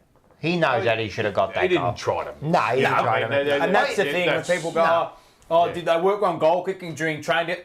Come on. Well, all it is did you go back? Did you go through your routine? Did you do it? He'll learn from that. And if he goes yes, well, it is what it is. But what I'm interested in is, and we won't know unless we speak to Voss, is what do you say to that? Like, do you just go, all right, mate, I know you missed, or do you say you should have got it? No, I reckon he goes up to him and goes, you know what, don't worry about it, next game. Next shot at goal. Don't worry about it. Do that again, then you're in the rest. Because I'm guessing you would have done that. Sorry, mate, our team defence shouldn't have put you in a spot where you have to well, a bit of that too. It's a bit of both. But then again, we're missing goals from in front, you know? Yeah. It's a free throw. It's a layup. How are you going to go and start criticising someone about goal kicking when you've got Harry Mackay, who's a little bit, you know, a little bit on edge anyway, so... Yeah. You don't want to put the... How do you do it on him when we kick 2-8 in the first, you know what I mean? And concede 100 and whatever. How many would you concede? 115 points or whatever? 18 to 118 points. What about Pito's game? I thought he started off really well. Kind of... I don't know. No, he smashed Stanley. Yeah, he did. But kind of died off towards the end of the game. You know, he kind of petered out a little bit. But I thought he started off really strong. Pito, Another great game. I'm telling you, I mean, he's probably he's best fortnight ever. He's fit now. Yeah, I mentioned it a few weeks ago on the other show that you know I've been looking forward to Pitnet coming into the team, so therefore we can have the other tall down forward and I, you know, it really worked well last week, and it will work, but you got to remember that these guys you got to play with someone for a considerable amount of time. Great call. To work and that. You look at our backline players in and out every bloody week, and Cowan coming in and Kemp and this one in and out, and all of a sudden you haven't got that cohesion. You really need to work with each other, and if you can keep, you know, the back six together, the front six together, the mid six, you know, you can really work together and get things happening a lot better. Cool. So. You know, that does disrupt us a little bit, but and the quality of players obviously is you know is not quite there either. Yeah, it helps. I actually think, and you mentioned our tools, they're all, I know Pitternet, but DeConing, Harry and Charlie are all very mobile. Really. Charlie is, he can do all three. He can play tall, medium and small. Well, He's one of the best ground balls. All of them can. But they can all snap it from off the floor. They all come their own work. TDK did it last week against Gino on his right. So did Charlie. And Charlie. And then Harry can do it. They can all do it. Yeah. But sometimes it could be detrimental to them because then the smalls think maybe that. But I don't think so. But they follow their own ball. Yeah. So maybe they stay out of their way. Who knows? You know what I mean? So I wouldn't think like that, but I'm just saying. Yeah, it's Cripps is like. He's gone. Yeah, he's. Cripps is a year. Brownlow year again. He looks even better than his Brownlow year, to be honest. He's shown now. Well, his last 2 weeks have been great. You know, I thought his 2 weeks beforehand, I thought he was down a bit, and that was after he had the child. You know, there was times in the last quarters where I was looking for Cripper to. Where is he? Yeah. You know, where wasn't in the screen. You know, and I would have loved to have been at those games to have seen where he was and why he wasn't in there. Yeah, so, but he put his Superman Jeez, he cape on last responded. week. He was a bit down against Adelaide, like the whole team was, and then he responded. Till that last quarter against the Giants. Adelaide, yeah. And then the Giants. Oh, he was enormous. Then that again. Yeah. So, I've liked what Cowan has done, the young fellow. Yeah, I think him coming in. He's really good against the Giants. Yeah. A high pressure test. Yeah, and it's a tough to come in. Yeah. He's like, what's Rob Rolsey replacing? Yeah. Probably McGovern's. Yeah, that defence. And I know you train, but so you've got Wiedering, Young, Kemp. Boyd, Kemp, Williams, Cowan, Williams. How many times would they have played together? Yeah. I think that's their first time ever. Would have been their first time ever. Or second, because last week. Or whatever it was. Yeah. And now I've seen, this is some stupid... Oh, are you going to say Zach Williams? Fucking dumb. Whoever's saying that, you're just drop Zach dumb. Williams. Dumb. He's not it. Dumb. Well, that was going to be part of my banana thing. Yeah, but you're right. We could talk about it later. Yeah, no, that's just ridiculous. The other thing is, first of all, it's ridiculous. Second of all, it's easy making these calls, but who are we going to bring in? That's the thing. Chincotta.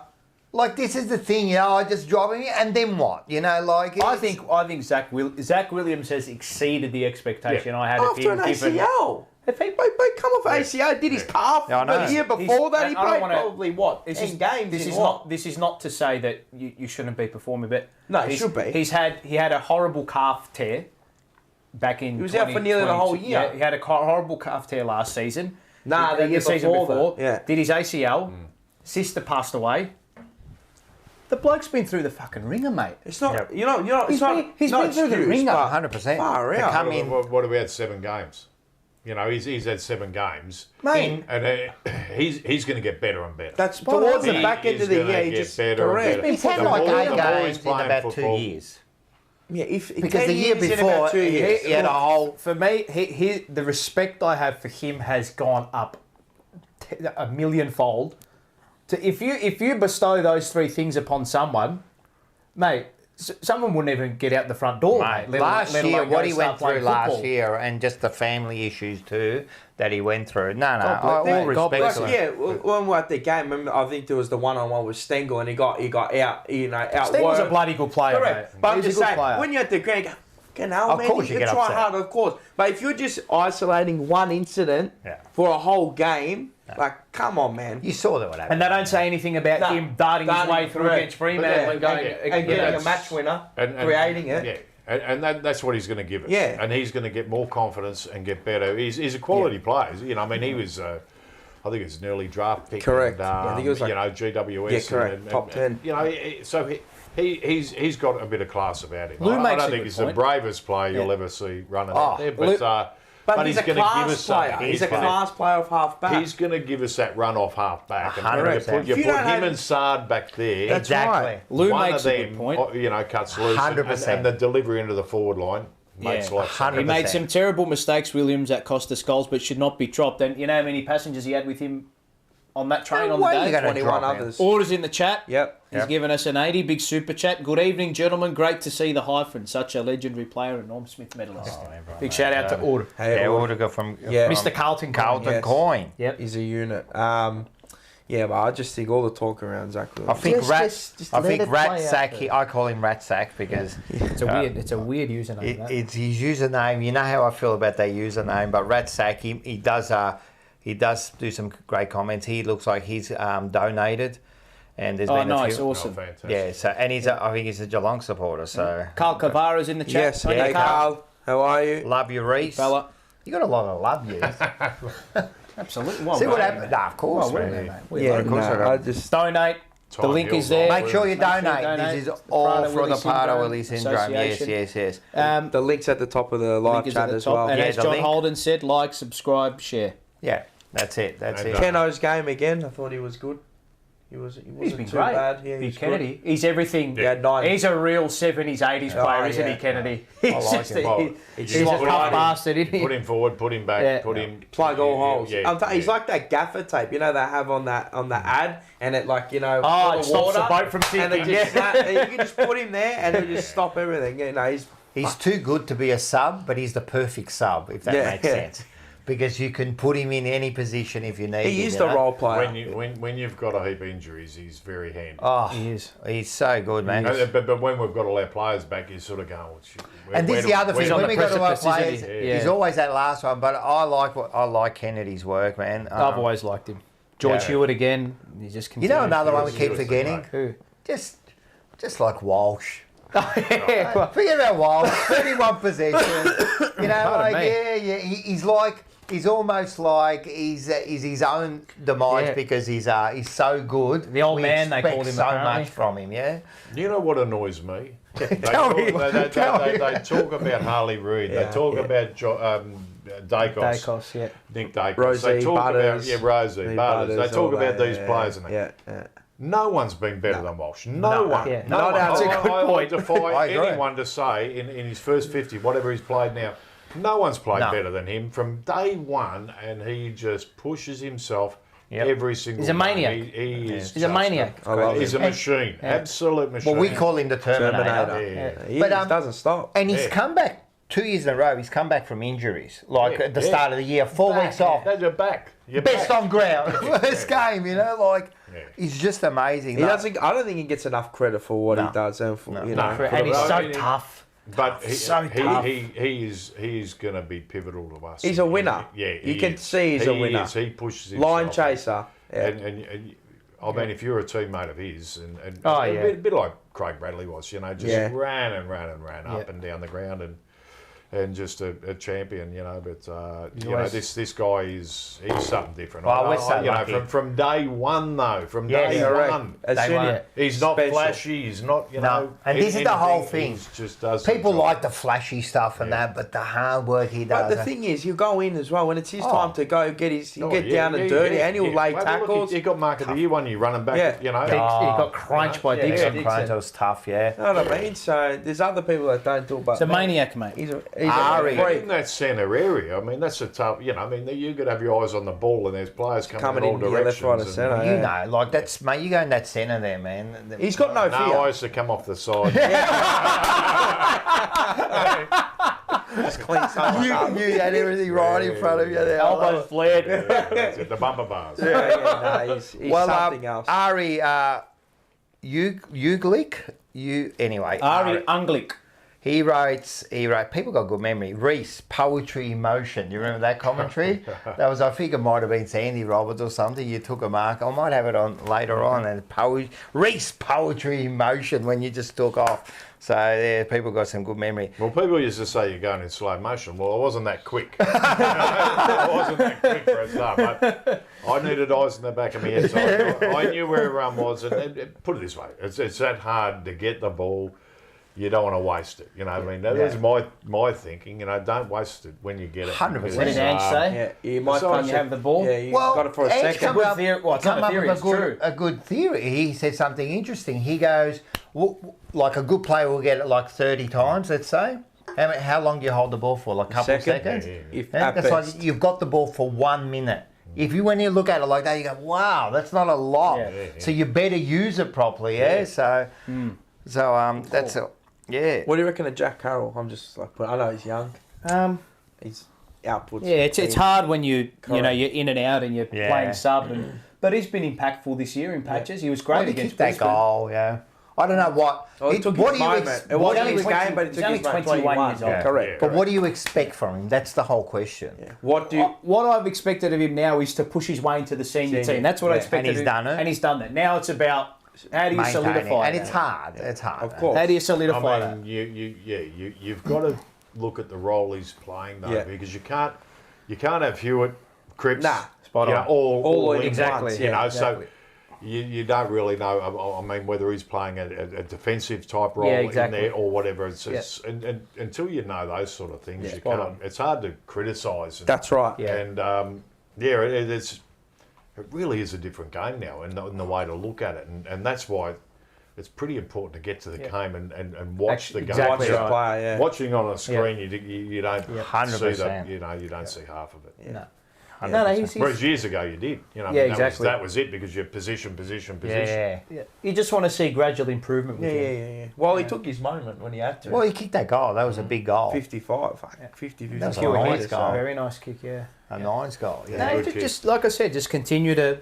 And look, if he has to go back to the reserves, And he might. and he has to have a stint down there, there's nothing wrong with that. Without getting too far ahead, but, you know, like if Chera's coming back, he's probably the bloke who's going to miss Spot on. out, you know. Spot Or always or Durden, maybe. Yep. Yeah. Yeah. Well, the thing is with Owens and Durden, again, man, who Depends do how we they bring want in? to Like, Cunningham will be fit this You week. don't know whether Fantasia Well, comes back, Fantasia, you know. apparently he was just ill. He was so. cooked. Yeah.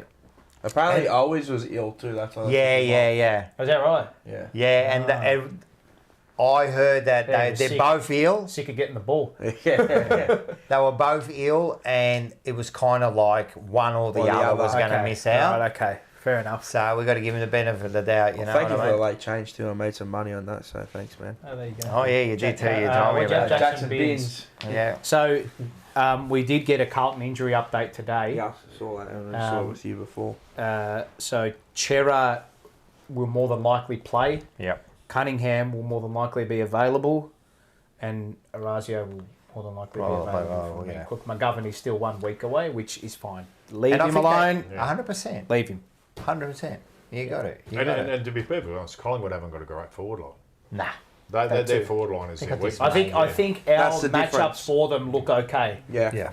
Their height could worry us with if the big fellow. Cox takes a few grabs early. Mate, what's he? He's got a glove. He's got glasses. He's going to go out there with a leg pad next week. He's got AIDS everywhere. He's going to go out with Go out there with a nice little. yeah, he could go out with. He's going to go out there with a fair income. He's like a new car, mate. He's got driver aids He everywhere. will go out there with a leg pad next week. Yeah, I know. And field at short leg.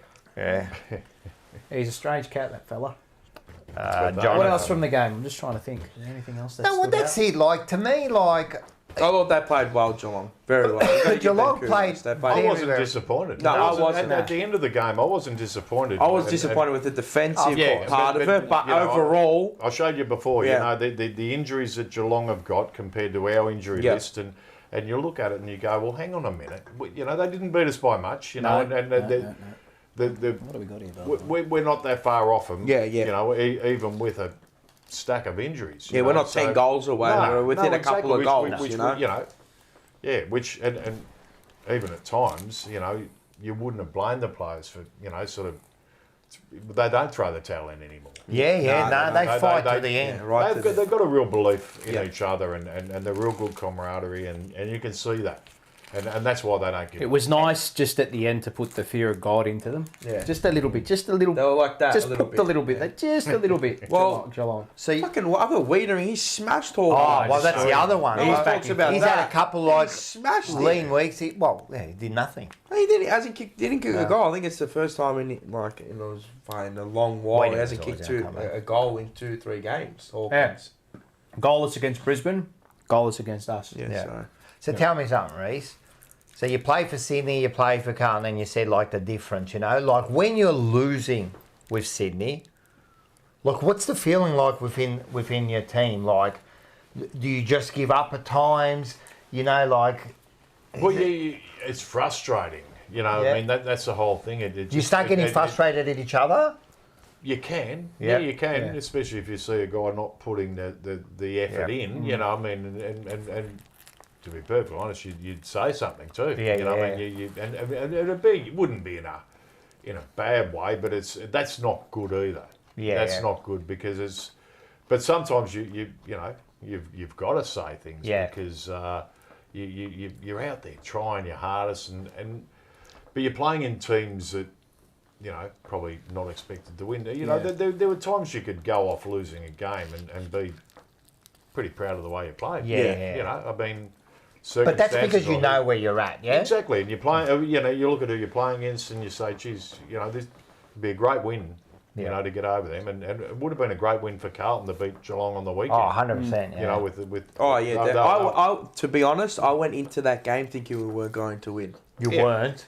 I said it to him. I said it to my brother. I said we're not winning this game. And I said, the only thing I just think purely now, because of injury base, and they had nearly a full list. Well, you look at it on paper, they beat us easy. Just the matchups. But the one thing about this team is they don't give up. They don't give up. They are a great team. Correct. I thought we could win, but I didn't think we were going to win. We're at a stage now where we're proud to be Carlton supporters. Oh, of course. And it's been a long time since you've been proud to be a Carlton supporter. And, and this team is making us proud of them. And, 100%. You know, I mean, I talked about getting clapped off the ground and that, you know, with the Swans and that, but last year up in Brisbane, and any of you guys go up, but you know they got applauded off the ground walking off, which I used to hate, but I thought that's fantastic. The crowds appreciated them for the year they've given us, and hopefully they remember that and 100%. go on this year. And I think that was the perfect time to clap them off. Well, that's what I remember. What I said, I was in Japan. I said, if there's ever a time to clap them off, it was the last game last year. Massive effort. It was massive year. They took us on a journey from mid-year through. You know, it was. And we were proud of them that day. Yeah, and that's why I don't like seeing the whole. You know, when we have injuries and people look at the thing and they're, we're going to be 0-5. Oh, we're going to. Well, why go to the games then? Yeah. Why go? Yeah. Like the other week before the Giants game, a few people behind us booing Pitternet. Before we even bounced the ball, his name got called out on the screen. Like, I would have cracked them. Yeah, genuinely, I would have turned around and gave it to him. Seriously, like if you're doing that, you're a loser. What do we say all the time? Don't leave early. Never Do not leave early. No, I'd never leave early. Never leave early, and especially, never. But what about those dickheads that left on Saturday? They're leaving early. Imagine if we won that game. Yeah, I know. Do not leave especially early. now with this team. What the players have told you. Yeah. They want you. This is the. Remember I said what I said in the preseason. This group. They can't play without people in front. They need the energy. This is the top of individuals and team we have. They need us. Yeah. As much as their performance has to be indicative of what we give them as well, we've got to give them the energy too. Yeah. But who was it? I think, who was it that said, might have been Pitto, post-game after the Giants. He goes, like when we were not playing great against the Giants in that game, we're a bit quieter. He goes, it's a bit depressing. Yeah. Get up, mate. Yeah, get up and about. Well, let's ask the man himself. What does the crowd, especially a Carlton crowd, man, we can be loud. And in your days, especially, we used to get out there and really cheer on the boys. Does it make a huge difference? Can you hear it? Does it feel absolutely, it? Absolutely. Yeah? And we'd be coming home to the what would you call it, social club? Yeah. Always, if you could. It always seemed to be the last quarter. You're always coming home that way, and the crowd behind, and it was just it picks you up. Of course, it would have to. You talk about Pitner getting booed. I got booed every game. Not by the Carlton supporters. Imagine your own fan base though, booing you. I remember this, and I gave it to our fan base when they booed Lockie Plowman pre-game. You don't. That's ridiculous. When the name gets it doesn't matter what caliber of player you are. It doesn't matter. You play for Carlton. You put on that jumper. You're our player, right? I'll put it this way. It's like booing your own son. Yeah. You turn around to the person behind you, how many games did you play? He's wearing the jumper, he's deserved. Yeah, 100%. We went through some tough times, some real tough times. I hate that. It was terrible. It was terrible. And the club was really in a real bad way. I remember going down there at the end of, I think it was about the end of 2006, and we had a look at the facilities and that they were training under. They had weights on the ground. Mate, they weren't in the even Hawthorn facilities. stand down the bottom, the facilities were terrible. Yeah. And that's when we started the group called the Spirit of Carlton, and that was we had a lunch at John Carlo's University Cafe in Lygon Street, up top there. Blokes like Jezza was there, Parkin, Walls, Nichols, all the McClure, Buckley, Johnson. We went there and we talked about what we could do, because we don't win a wooden spoon, but and we decided we're going to run a couple of just functions. We're going to do a golf day and a premiership reunion type thing, and put the money into the football department so they could get the equipment and stuff that other clubs had. And we ended up swallowing up the past players, and the spirit of Carlton still goes on today as the past players. But that was the whole objective of why we got started in that. And we still, we have events to raise money that goes back into the club, and also to help past players, you know. 100%, assist them as well. So, you know, and then those little things and bringing the club back together, we brought a lot of players back to the club because of that too. And because most people, I mean, most players, I was lucky, I retired. I knew my time was up, and I was lucky enough to make the decision myself. But most players, their last game, you know, they're called in, they're given the sack, they feel bloody shithouse, they go home, they tell their missus hates the club. You know, where's the money going to come from now? You know, how are we paying our mortgage and this and that. So everyone hates the club for a period of time. So and that's natural in a lot of ways, but you know it's good to get players back and get them. 100%. Great you say that because there was a disconnect for a long time. I think there was over the last maybe 10 to 15 years with past players and the club. You know, I mean, the history is always going to be part of the club. You don't want to keep rewinding back rewinding back, but you have to. Can't live in the past. You have to honour it. Always. 100%. You have to honour the past to like look forward to the future. Man, we're a great club, and the reason now... Honour the past, but don't live your past. No, you can't live the past. I understand that. But respect it. Correct. Put that down and put that there. Respect to where it got you, you know what I mean? But I've always said, like... Because other people built those foundations, we just keep building the tower. Yep.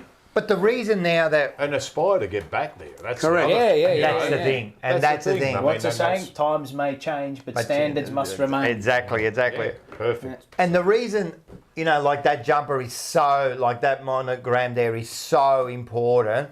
And I mean, you can just go and see a sponsor and they'll put money into the club straight away, yeah? Right. You know why? Because of blokes like you and because of the blokes in the 70s and that who made us such a big and successful club. And now, you know, like, you know, we had a lean time, but how quickly, like once things go well, how quickly, 100,000 members, you know what I mean? Like, and anyway, Manny was in the chat here, Magpie Manny, right? And he wrote, first of all, Magpie Manny, he wrote, can't be louder than the Magpie Army. First of all, you've been to one game in 2 years, so how would you know how loud the Magpie Army is? That's the first thing. And second of all, I know you're Greek, you're a bit of a tight ass. How about you donate, right, and stop being a smart ass? I'll see you tomorrow night. Click the link at the top. Click the link up the top there and do it, mate. Don't be a tight ass. I know what you earn because I work with you.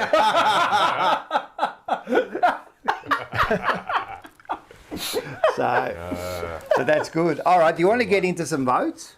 Yep. Good idea, yep. Have you got votes? We used to do off, 3, 2, 1. 5, 4, we 3, used to 2, do 1. 5, 4, but you can do 5. Come up with it on the fly. Do 5, 4, 3, 2. We always give a little... last week. Yeah. Well, I'll give my 5 to Harry Mackay. Oh, yes, nice. Harry Mackay was... I love the way he played. I'll put it this way. I'll do the 3, 2, 1 on the other one. Blue Sundays. Blue Sundays. Yeah, Blue Sundays. Just turns up. And Just turns up. Just turns up. Straight on. Sunday night. What else? Nothing on Saturday. I just pushed the link. I can't. The racing on Monday shit. You can't do the 4 on Sunday. So, but I put in 3 votes at 3/4 time. Cripper for 4. Cripper 4. Wiedering 3. Yep. Wiedering 3. Acres 2. Yep. I like it. Acres 2 and 1. Gee, tough. Oh, Walsh.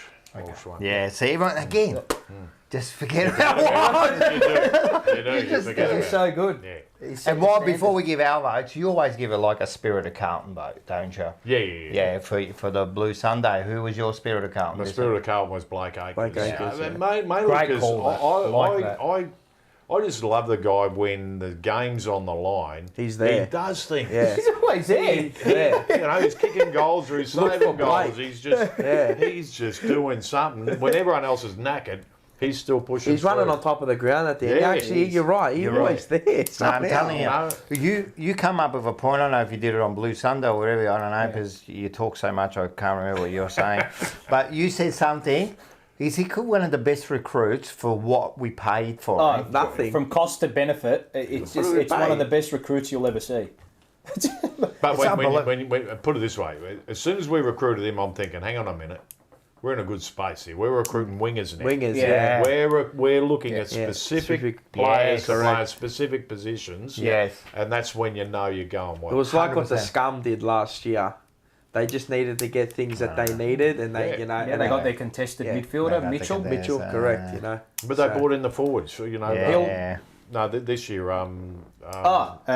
Schultz. Schultz, yeah. But I'm just, that's what I mean. Like, you start pinpointing where you need, you don't need a whole spine. You don't need 25 midfielders. There. That's what you build around. That's right. You look at our spine now. Our spine's the best pretty in the league. good. If it's not the best in the league, it's top 2. Anyway, I've started something Maybe in the one chat. more back. What have you started? One more backman. Yeah, you go. Everyone's just bagging Manny now. Yeah. Can he spell? Can he spell? Can he spell? Yeah. No. Manny, tell your supporters to talk through their teeth. So they go. Manny has the collie wobbles this week. So Blake is there. Everyone's agreeing Blake Acres. So you?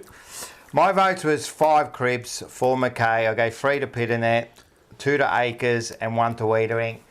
And I forgot about Walsh, you know, but dog, man. Well, I was thinking, I didn't know who to give it. Votes are wrong. Yeah, they're wrong. That's it. I gave 1 to Pitternet, 2 to Walsh, 3 to Acres, 4 to Wiedering, and 5 to Cripps. Yep. No McKay. I did like Mackay's game though. So you're wrong. You were wrong. I can't remember mine. For someone that remembers everything. I gave The hat's 5 too to tight. Cripps, 4 to Kennedy, 3 to Mackay. I gave Hollands a bit of love. Yeah. Elijah or Ollie? Elijah, yeah. Not Ollie. And 1 to Acres. I was thinking about giving him 1 vote. Like, All right. Impact. I got a bit of a... we'll go through the leaderboard and I'll bring it up after this.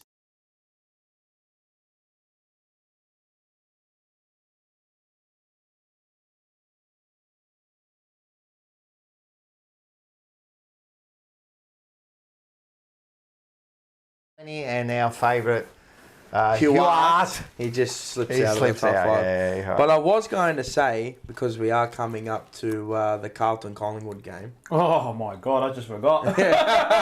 How? We were just having a great How? discussion. It's been at the that's why. forefront of our mind since we lost that game.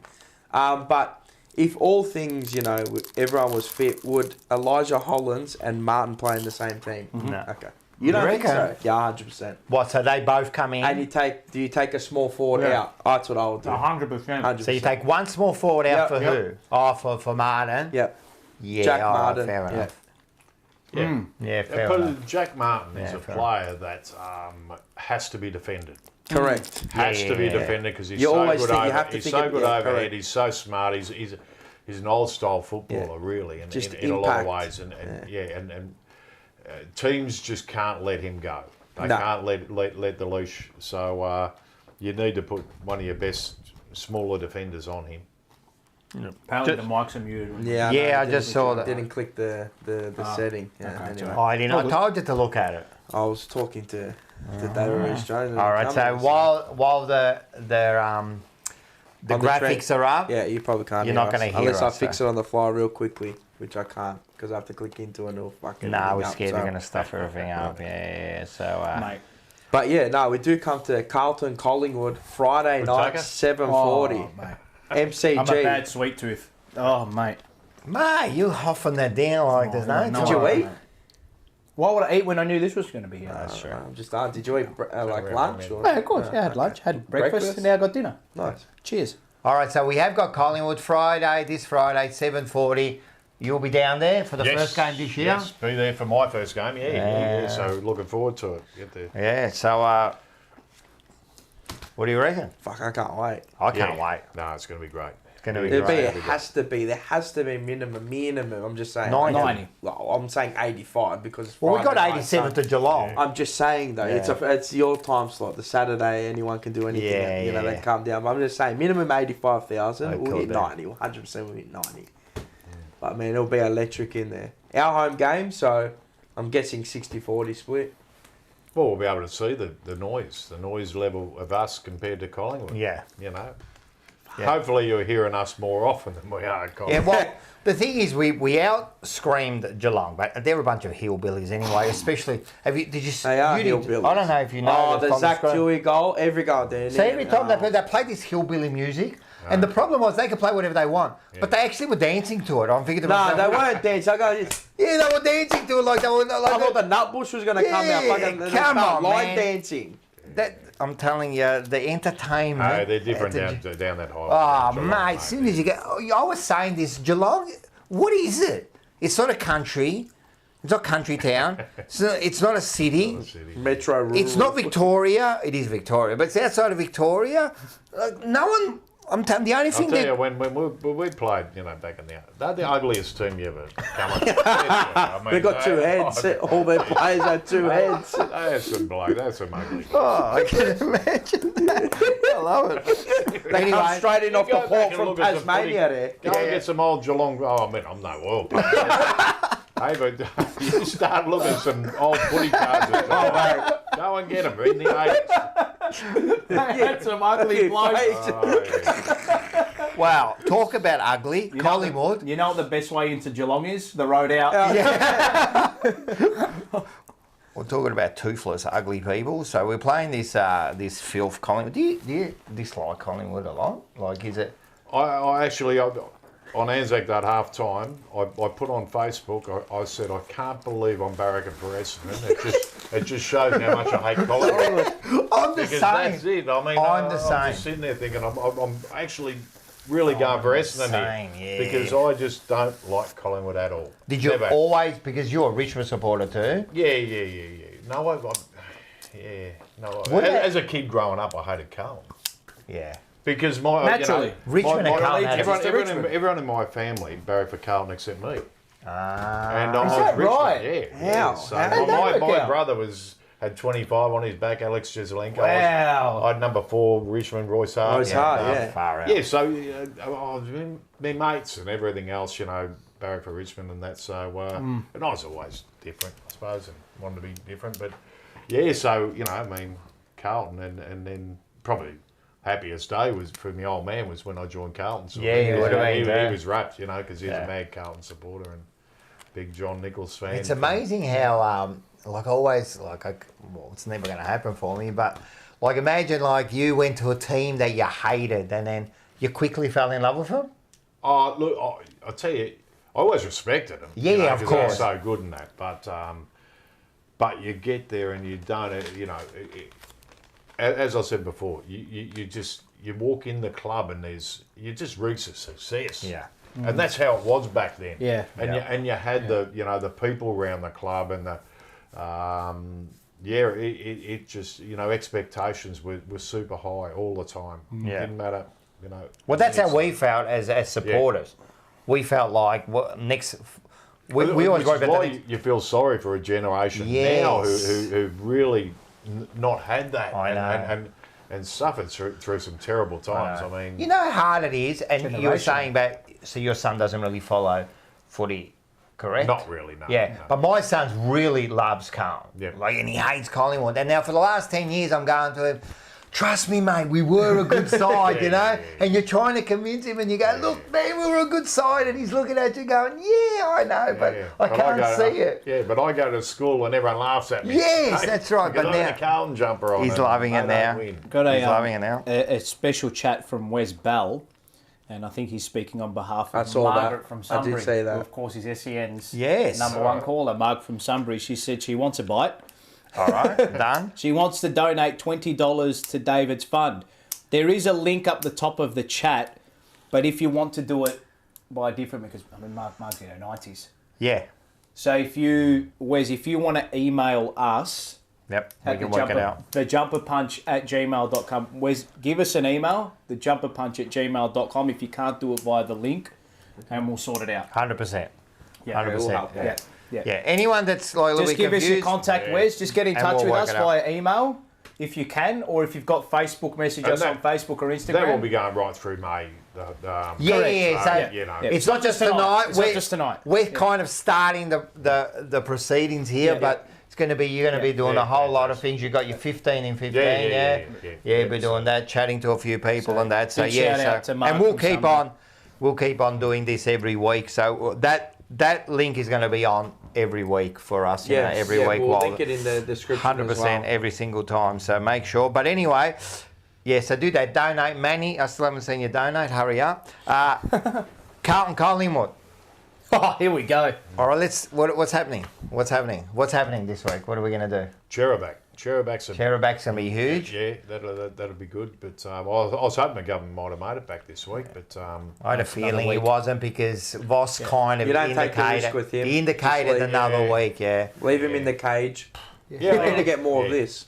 Yeah, bit of dinner. My man, you say that fixes everything, mate. But it's going to be it's always a battle of midfield, really, isn't it? And I just think our contested ball's been fantastic so far. And we're talking about other names. George Hewitt probably could have gotten the votes. Again, man, he's had a good year, George. He has, and just such a good footballer. He's there all the time. He's there all the time and mopping up. And he allows the other blokes to play 100% star role. 100%. And we've been able to really crunch those centre bounces, especially last few weeks. Pitnet, has been back in there, and he's a bit more of a bull than Tom de Conning, if you know what I mean. Much more physical. Yeah, so you can use him. You can use him early, and then bring de Conning in to jump around. And gee, it's a good combination. And it's a bit of a shame Pitnet really can't play that forward role, but which means you're going to have to keep him in. The ruck majority of the time. But he gets those clearances. Yeah, exactly. It's like extra clearances. It's another midfielder. Yeah. Well, and it's another one. What the role of the coach is to mitigate the weaknesses of his players. Put it this way, we're going to be coming up against Max Gawn and a few other, better in weeks to come. Exactly right. Then it's going to tell because he and Gorney have good battles though. They have great battles, mate. They do. He gets under his skin, mate. Last time he's actually belted us, Gorn. See what I mean? Like it's not when Pito's in there. I can't remember. The last time. I'm telling you, he's huge. So that's important. So what do you reckon? So definitely Chera comes in. I did hear, and again, we shouldn't really worry who's in and out, but apparently someone else wrote in the chat that it's almost confirmed that what's his name is out for Collingwood. Barley man, what's his name? Oh, De Goey. De Goey and Mitchell could be like. Well, De Goey's a groin and Mitchell's something else. Might play, but I wouldn't mind Mitchell in there, to be honest. Slows him up. He's a bit slow. He's a bit slow, and he shit at the moment. To be honest, they've always said that. He gets a lot of possessions, but does he? Doesn't even touch it anymore. No, not anymore. He used to get when Collingwood first got him. He was. But even when they got him, he hardly ever got it. I think see you later. Give us your predictions in the chat. Yeah, give us your predictions. Give us your predictions in the chat. How many? Let us know. I reckon we'll win by 4 goals. Okay. I reckon that's nice. I'd like to hope so. Oh, I reckon. I never do this, but he's going big. Yeah, I reckon like big. 42 points. Yeah.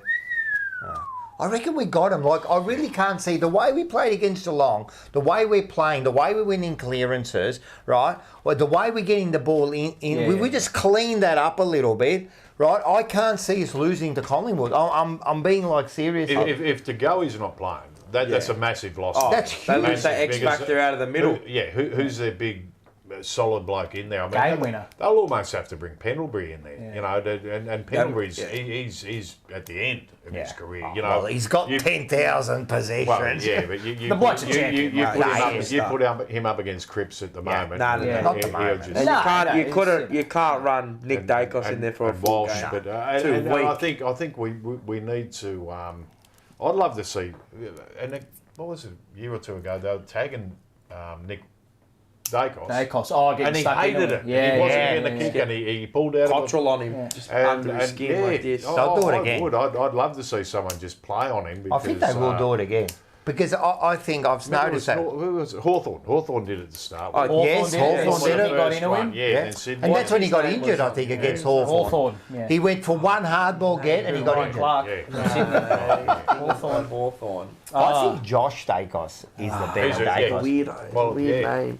Out of them not John Newcombe. No. Put it this way, I mean, he is a very good player. He's a good player. And he should be, because he barracked for Carlton all his life. He did. Nick Dacos. Mark Murphy's his favourite player. Wow. Yeah. Yeah. I'm going to say Carlton by 27 points. Yeah, good. Carlton by 17 points. We're too good for them. We win. It doesn't matter. We're going to win. so. You can clip it now. It's done. I'd be very, very, very disappointed if we lost. No, I think they're missing. You know, I don't rate their forward line. Their midfield's pretty good. Bobby Hill's popped their up. smalls can hurt us. Yeah. That's what always hurts us against Collingwood. They're small forwards. And Sard was the bloke who you'd love to have in there on those quicker type of blokes. Nice to just wipe them.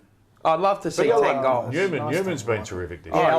Well, Boyd can play. See what he did at Toby Green? Mate, didn't do anything. So Boyd could play that role, but... Jamie Elliott's the one. Those type of players like that are the ones. Schultz, I can see him bobbing up with a 2 or 3 goal game. It's just stop players like that. Yeah. It just you know what? Hopefully we don't get the ball doesn't get down there that often. But exactly right. But they haven't got any tools, which is forwards. My check, and that's about it. Yeah. No.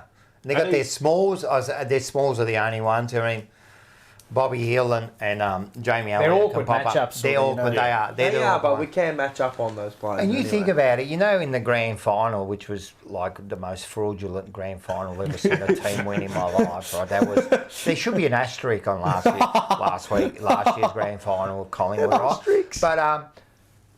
But you think about it, what was it? Bobby Hill kicks 5 or whatever he kicked. 4-2. He kicked 4-2, all in the first half. He doesn't do that. They don't win the game. He's popped up and had a what? No, how he's got a Norm Smith. Man. Well, and that's it. And he won the Norm Smith. And they won the grand final. He hasn't done anything this year.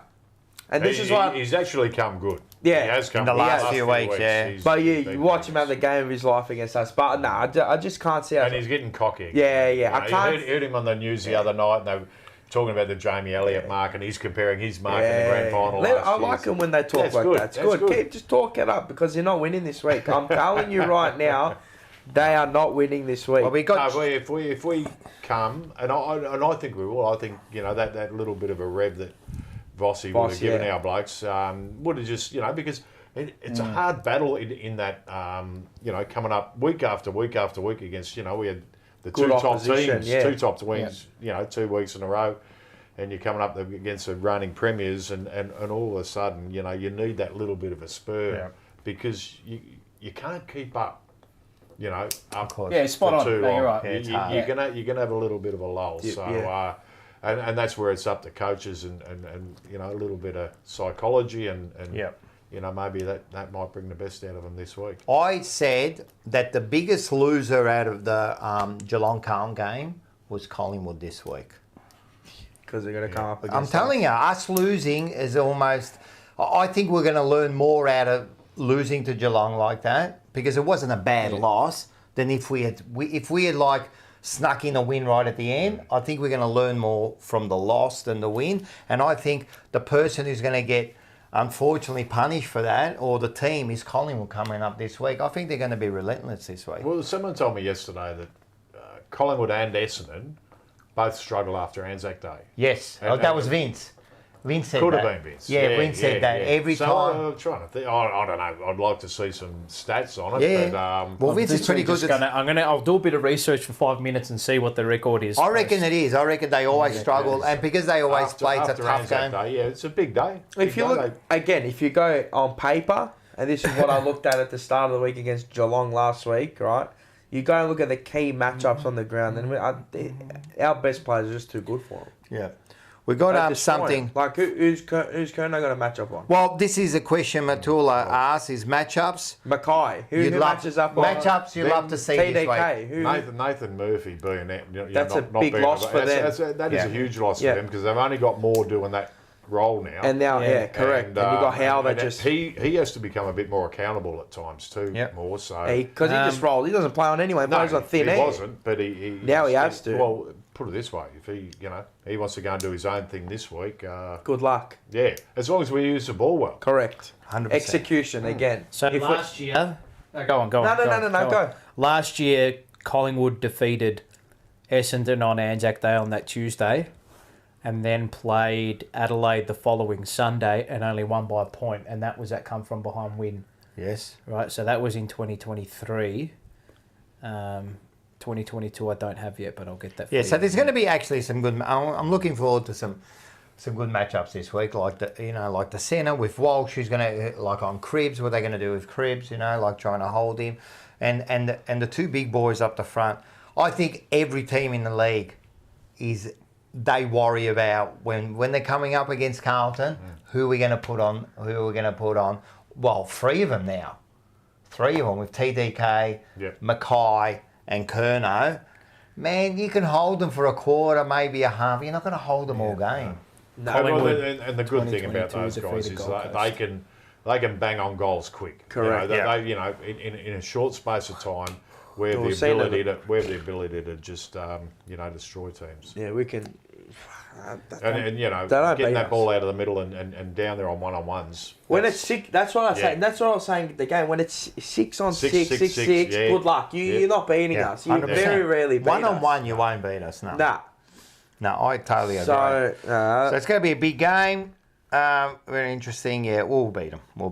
I'm so looking forward to it. I haven't been this confident. I know Vince was just referring to Essendon, but Collingwood have won their last 2 games post Anzac Day. Maybe it is Essendon. Yeah, again, look, albeit against Adelaide and Gold Coast. Nah, they're playing against us. Nah, they're done. Must be Essendon. They're done. Must be. Essendon have lost their last 2 post Anzac Day. Maybe it was Essendon.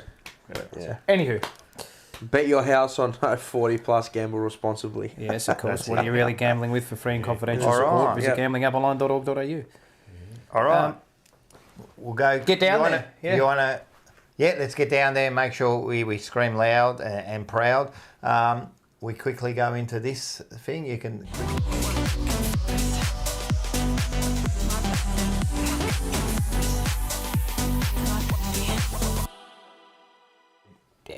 Let's not look at the result. Yeah. The 100-point loss. Yeah, let's look at the AFL listed players. So this was, right, and we are down to bare bones in the VFL, and let's not forget too that they are I don't want to say makeshift team, but none of these players have ever played with each other. They've barely played with each other. Know. And VFL is about, actually, I saw a really good tweet today from this page with regards to Premier League soccer, and like the principles still apply, right? So it's the person running the page is a championship level tactical analyst and football development manager. So it's just the league below Premier League level. So pretty elite. And he said that, so senior football top tier is about tactics and results. The level below your reserves is about player development and processes, all that kind of stuff. And then the level below that is like attitude training when you're younger, getting into a mindset, right? So with regards to this, and I think the VFL this year, that's how you have to look at it. Because I'll tell you what's a myth, and to a point when they say, a good VFL side means your AFL side. That's not always true.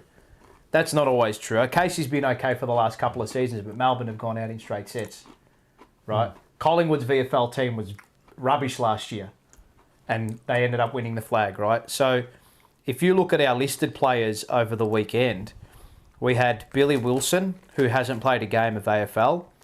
We had Dom McQuay, who hasn't played a game of AFL. We had Ashton Moyer, who hasn't played a game of AFL. We had Alex Murkov, who hasn't played a game of AFL. We had Harry Lemmy, who hasn't played a game of AFL. And we had Hudson O'Keefe, who hasn't played a game of AFL. None of these players, outside of a handful who were on different lists, have played any AFL game time whatsoever. The only one who has is Tom Phillips, who we recruited from Hawthorn's VFL. So he was at Collingwood, went to Box Hill. And did you look at the Geelong team? They had a lot. And that young Monaghan, the Irish fella we had as well, who's just learning the caper. He's learning the caper. And then you look at Geelong, Nevitt. 10 players. Conway, Buse, Mullen, Manor, Neal, Rowan, Riccardi. I think they had nearly 9 or 10 listed players, right? I don't know the depths of their squad. Closey, I think Closey is a listed player for them as well. So, and a lot of experience there. Like, Gary Rowan's just come back for them and kicked 4 for them. Yeah. Jed Buse. Jed Buse is in there. This Neil fella he played against us in the pre-season, and he played the week before. Correct. Correct. and Conway, who was in the team, and then Reece Stanley's come back in. So it's just, and Jai Clark, who they picked up from, where'd they get him from? Where'd they get Jai Clark from? Freo, was it? Might have been Freo. No, it wasn't Freo. It was one of the interstate teams. Anyway, a lot more listed players than what we had, but they have a dip, mate. Like it's not for lack of it's not for lack of trying or lack of. It's just look at it. It's just obvious that the players that Geelong had on the field are 10 times better than the players that we had out on the field. And it makes a big difference in the VFL. That makes a huge difference. AFL can be a little bit close together. Just watch. Yeah. As much as it's not about individuals, but if you're watching the VFL, just look at the players individually and look at what they're doing. So Ashton Moyer, the last couple of weeks, people think, we picked him up as a sort of mid to tallish forward, right? That medium-sized forward, right? But he's been slung in. He's been thrown down back. He's been thrown in the middle. He's been put up forward. So they're trying to get an idea as to what he can become for us. But I like what Luke Power's doing down there. It's got to be all about developmental pathways, and can you somehow get and find in that VFL program players who are not AFL listed, develop to a point where they can become AFL listed players, right? And there has to be a clear pathway there for these players, because if there's not, well, why would they play there? Yep. Do you know what I mean? So I like what Ned Carl's dished up this year as a half forward. This young fella, Liam McMahon, we picked up, who was not a bad draft pick for Collingwood, but didn't quite make it there. So there's a lot to like with what they're doing. None of our emergencies played either. Exactly. Yeah. So Sam Durden got held over, who returned from suspension. Chincotta was held over, and Binns, of course, was held over because of what happened with Orazio. So don't look at the results. You have to look at results to a point, but just wipe this game. Don't even worry about it. Don't even worry about this game. Forget about the results. So, who we got this week? That's a good question. Actually, I think we do have Collingwood. I think we have Collingwood at Icon Park. It is. Sorry, no. I lied, because we had Collingwood a couple of weeks ago when we lost them by a couple of points. So we may have a bye. Do we have a bye? No, we've got Werribee. Werribee at Avalon Oval. Saturday, 4th of May, which is obviously the day after. Not that it matters about the ladder, but they can win it this year. Yeah. Okay. Werribee made the grand final, VFL grand final last year. Yes. Very, very good standalone club. Very tricky to go there and win. I'd be surprised if we did. Just looking at the ladder, Werribee is in 1, 2, 3, 4, 5, 6, 7th, 8th, 9th position, but it's a big ladder. There's 20 teams in the VFL. It's ridiculous because it combines interstate as well. So, our boys are 1 win, 3 losses through 4 matches. So why can't we just have a reserves team again? Every team have a reserves team. And travel. There's enough money. Yeah, they should. Well, funding's not an issue. What's the media rights? I don't know. Over $1 billion. Is that 2? Or whatever it is. Yeah. It's 2 or something. It was so good then. Instead of paying for corporate junkets, why don't they try and make the game a bit better? That's right. Well, they're going interstate anyway. Yeah. Going up to Queensland, New South Wales. Yep. That So, makes sense at the moment. I'm sure Bucky, if he's not coaching this weekend, I'm sure he'll be. Bucky is. The big fella. Yeah, correct. Yeah. If I get a bit of time on Saturday afternoon, I might drive down and trek down. Bucky, let us know if you're going, mate. I'll be spending I'll time down there, mate. with the family and girlfriend before they leave me. So I got something by Federico DCR. I don't know where you came from.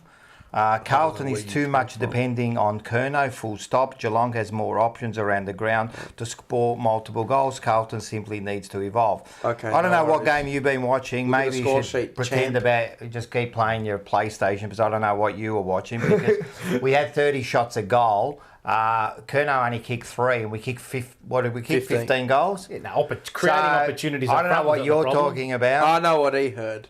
What did he hear? Probably would have heard David King saying that we went to Curnow 18 times in the game. Well, of course he's your main forward. Of course he's going to do something. Imagine having Curnow for Vola, this and that. What am I going to go to him 5 times? Of course you're going to go to him. Of course having someone like, in your days, like Kernahan, having some of those players, is it hard not to kick to him? Like when you're running up and you see... Like he's demanding the ball. They attract the ball, mate. Put it this way, and to be perfectly honest, unless you see someone wide out on their own, and which doesn't happen that often because you haven't got that much time. That's right. You know, So the other thing is, 2 seconds. the umpire's getting you to, calling you to move it along and that. Exactly. So you haven't got that long, and if you haven't got that option, what I'd like to see him do is kick the ball out into a bit of space in front of our blokes, of course, rather than just bombing on top of them. I mean, it's just we're very predictable at times. Yeah. In the way we bring the ball forward, so I'd like to, if you put the ball, and I couldn't care if there's 3 or 4 people standing there, and kick the ball high, 20 metres out in front of Charlie or Harry, and have them running out, jumping at the ball. Yes. Give them an opportunity to run and jump at it. And very hard to stop. I think that I've got faith that, it'll just get better through the year. Throughout the year. Yeah, well, a bit more evidence leading, suggests it would. So a bit more opening up. So peak at the right time. Done deal. You got to peak at the right time. All right, I like it. You want to move on? Yep. Yeah, I think. Geez. This one? Rightio.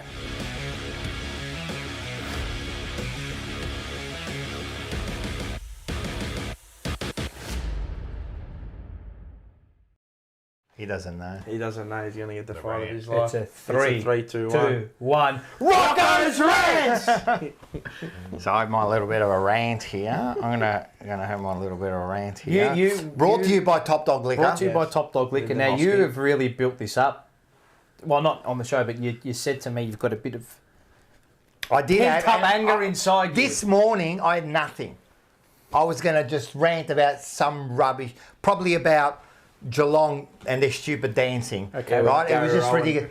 After today, I've got that many rants, I don't know what to do with them. You've got daggers left, right and centre. It's going to go to the AFL, to the umpires, umpiring directors. It's going to go to Laura Kane. You're going to cop one too, thank you very much. Stuff you, because she puts a name to the article today about that 50... I'm going to tell you, is that 50 metre given to... Correct. Oh, I'm gone. See you, bro. I'm gone. Bro! Stop! Remember at the game I flipped up. I nearly jumped off the 3rd level. No one knew what was going on. Now, you know me, I never blame... Worst call I've ever seen. Worst call I've ever seen. I never blame umpires, because for the outcome of a game. The worst call I've ever give and seen. take, you win some, you lose some, but that one there, what I don't understand is this, right? This is what I don't understand. The 50 was given because the umpire told one player to stand, which was Mackay, right? And then he moved because Cribs was on the mark. That was the 50 for, right? I want to know something, right? Because then Laura Kane comes out, right? Ticked it off. And she ticks it off. Don't talk about what you don't know about. I'm telling you, you've got no idea about the game. And not because you're a female, because you don't understand the game.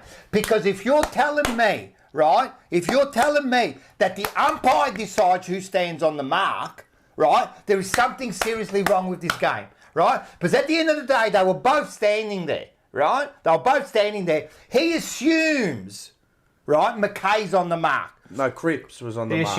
Mackay assumes Cripps is on the mark. Yeah, no, but I'm saying the umpire. Yeah, yes, because correct, he said stand to Mackay, right?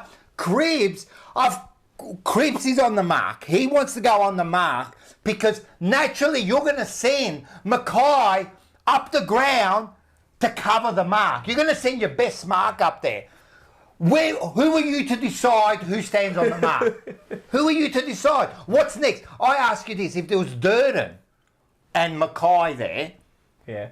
What, does the umpire go, oh, no, you stand there, Mackay, Durden, you go and man up. No, but one bloke had his arms in the air, like this. Patrick Cripps. Cripps had his arms in the air, yeah, I know. Standing on the mark. But the umpire decided it was the other Mackay. bloke didn't have his arms in the air. But the thing is, right, the rule is, right, if you're outside the protected area of 5 metres, which Mackay was. He was outside the zone. He was behind. He was behind the mark. Behind him. But this is what I didn't get. I'm like, how is he impacting the game? What, it wasn't about impacting. He's on the fucking. He's in the stands. No, but it wasn't about the impacting. It was about that he told the umpire told Mackay to stand, but he wasn't the one on the mark. Correct. So they can hold up the game for scoring. They can hold up the game for everything they want to do.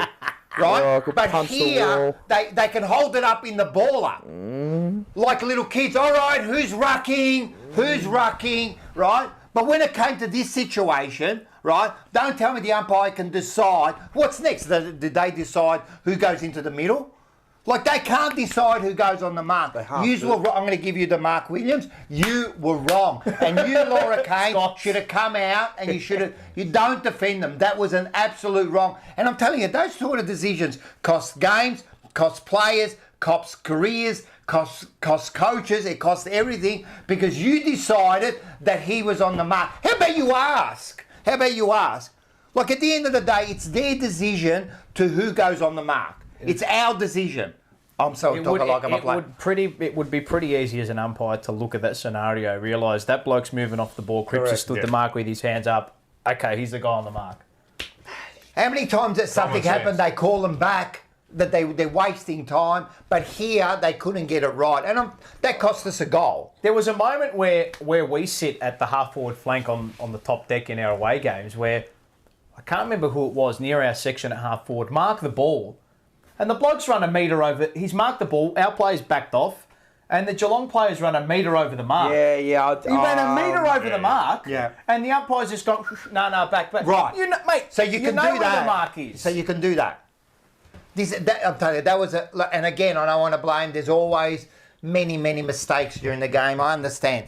But this point here was wrong, and I don't like how they have to come out now and try to justify it. This was a wrong decision. If it's wrong, it's wrong. It's wrong. But Harry was moving I know. before he called standing. And you're right. How did that impact the game? Didn't it? But he was on the bench. That's how far away he was from the mark. Yeah. I couldn't believe it. When he gave the 50, I could have killed somebody. Yeah. I just saw red. Because if that's in the balance, if the game's in the balance... Well, it was at that point. It was, correct? It was. And it was a hot footy. Like, he just... Even Harry looked at him, he's like... Even Cripps, he was and what's like, it's me. And if Cripps goes, what? How like that? Another 50. Another 50. So he can't even say anything. I couldn't believe it. That was a horrible call. That's the worst call I've ever seen. Shocking call. Umpiring is at its worst ever. This year it is. Worst ever. And for everybody. I'm not just blaming Carlton, for everybody. No, I'm the same. I watch a lot of footy, and I get frustrated watching Essendon and Collingwood play because of umpiring decisions and non-decisions, and they are too scared to make decisions. Yeah, they are.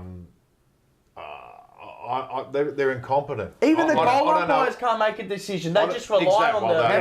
How many holding the ball and dropping the balls did they miss on the weekend? Exactly. But what's prior... Again, we always have this discussion. What's prior opportunity? Wow. They've said this is what it is. I've seen arms go up. As soon as the arm goes up and you try to fend off a tackle, you drop the ball, you're done. You're done. But then half the time they don't call it.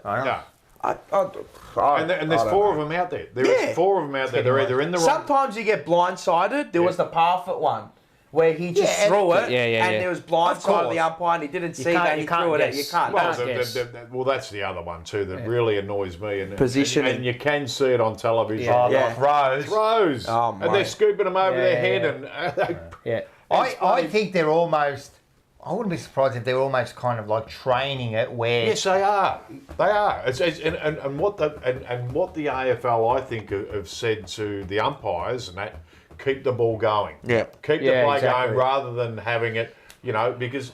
But handball is holding the ball in one hand and hitting with the fist off the other. It is some not throw like that. It's they not just half touch the ball. That's right. It's just a throw and it just... Yeah. And I can't believe they actually justified that call. No, and that's what got me upset. I can understand they got it wrong, and then you try to justify it. But what was the justification? What was the quote? I can bring it up. What, did they both have to stand the mark? I can bring it up. Well, that's technically what's going on there, because if he calls stand, they both have to stand there. It was out of the fucking zone. Here it says, how tedious is it though? Here it says, this is from Laura, but the field umpire having nominated McKay as the player to stand awarded a 50-metre penalty to the Cats because McKay had illegally moved off the mark. Cameron converted and resulted. The AFL executive manager of football, Laura Kane, said in an instance where two or more players took took to stand on the mark, the field umpire will nominate which player should stand, allowing the others to move off. But Harry never stood on the mark. He was never part of the. He was there, but he wasn't on the mark. The one thing is you have a bloke with his hands in the air. Why wouldn't you nominate him? He's the obvious one. Exactly. He's the obvious bloke who is standing on the marks here. It's absolutely wrong. No, it's wrong. 100%. It's just too much shit now. There's too too much grey area. Yeah. It's got to be the biggest grey area sport. It has to be. Has to be. They've ruined the executives making these decisions and rule changes have made it so much more difficult for umpires. To umpire. No, they've made it difficult for spectators and to watch. You get frustrated. Frustrating. Well, how many times now do you watch a game, any game, and the whistle blows and you wait for the umpire to point because you have no idea what's about to happen? And were you absolutely 100% certain that Oliver Henry took that mark before the ball went over the goal line? Well, the problem was, I reckon he did. Yeah. I reckon he did. But the point, there was no proof though. That's the thing. And doesn't it go with the on-field decision? This is the thing. Where we were sitting, we said that was a mark. Right? Yeah. So it was probably the right decision. But the umpire called it a point. Correct. Right. And then when you look at the footage, you can't see this behind the goalpost. Exactly. So how can he overturn it? That's the problem. Exactly. That should have gone back to the umpire's call. I agree. So that's the problem. So it's not that he took the mark. Fair enough. It's how they keep getting this wrong, man. How can we keep getting it wrong, you know? It's the people with the technology. Well, but there was doubt. As soon as there's doubt, as soon as it goes over like 10 seconds and you don't know, like exactly. He's going back, forward, and also back, that was in the back. How many times now have you noticed the push in By the back is not paid anymore, unless it's like a forward or something? It's got to be the double action. It's a double like that. You can rest your hands on it. Yeah, you can rest your hand like that, and mark. Yeah, but you can't. Shove. Again, another grey area. You see what I mean? It's like Young you have a push, and then you can have it like that. Ago, you weren't even allowed to touch their back. Yeah. Remember that? Hey? And this is what frustrates people because they keep changing the rules to suit, and it's all done for television. Exactly. Everything is done to television to try and get more goals. Yes. More goals, more ad breaks. Correct. It's the same thing as every other. Well, you know what's funny? You know these 6-6-6 rule they brought in? The scoring hasn't gone up. Nah. You know what's scoring hasn't gone up. The warnings do my head in. First of all, if they had the old rules, Jamie Elliott would never be in the mark because he put his hands on the shoulder. Remember when they had that? That's right. So and imagine taking that away. That's stupid. Yeah, correct. The other thing is, I've said this to Wayne Harms, another North Smith at all. I've said this on your piggy. No, I've said this to him, and him and actually Alex Marker really says about this because he loves that in 1979 they were scoring like 21 goals a game. Yeah. Right?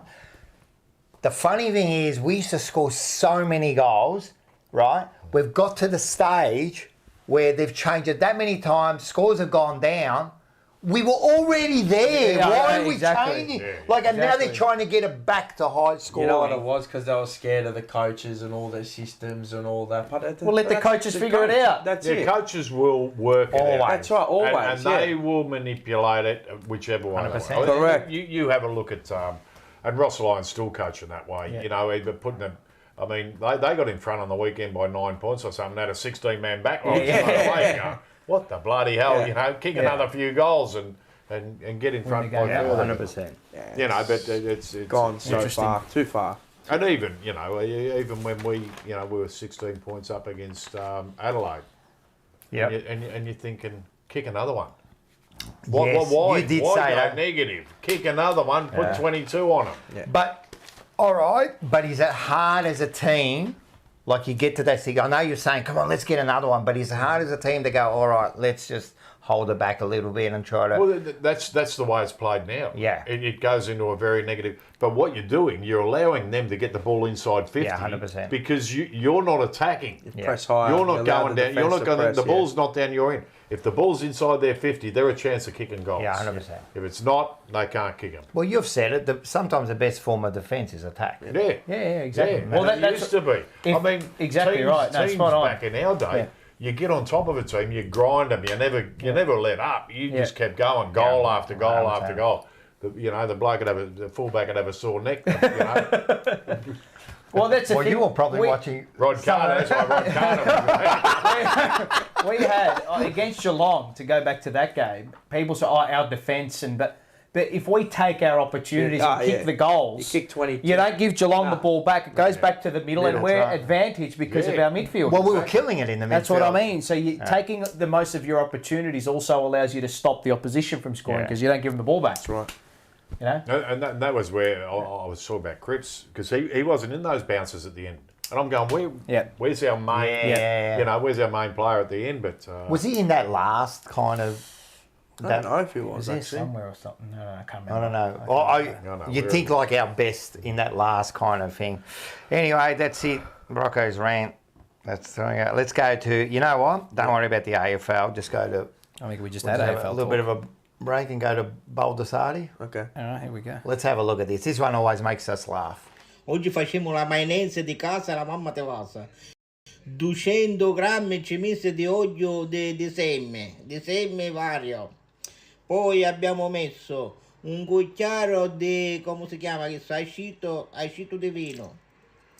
Poi abbiamo messo un uovo.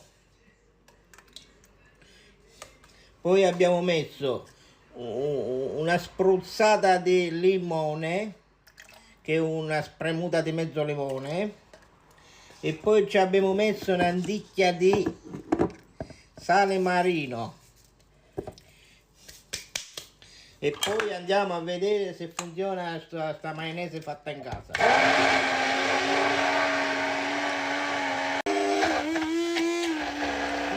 Funziona. A un minuto fece la maionese, ora la assaggiamo. Che internazionale mi vende picciò.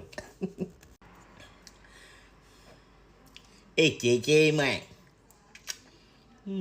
Provatela. Maionese fatta in casa e la mamma ti passa. Stasera facciamo un panuzzo di casa, ragazzi. E ne andiamo a condire il nostro panuzzo. 1, 2, 3 alle 123. Com'è? Chema. Licking his finger. Double dip. He's double dipping. A bit of extra flavour in there. He's just like, you don't know him. We play him every week because he's funny. But he's a Sicilian that's just become, he became an overnight sensation. And now he's got like thousands of, millions of subscribers. It's crazy. It's crazy. And he puts out like just silly videos like that, and they love him. In Italy, he's like a superstar, man. He goes on radio shows, and for just being himself. So, yeah, good on him. All right, let's do. I don't want his mayonnaise though.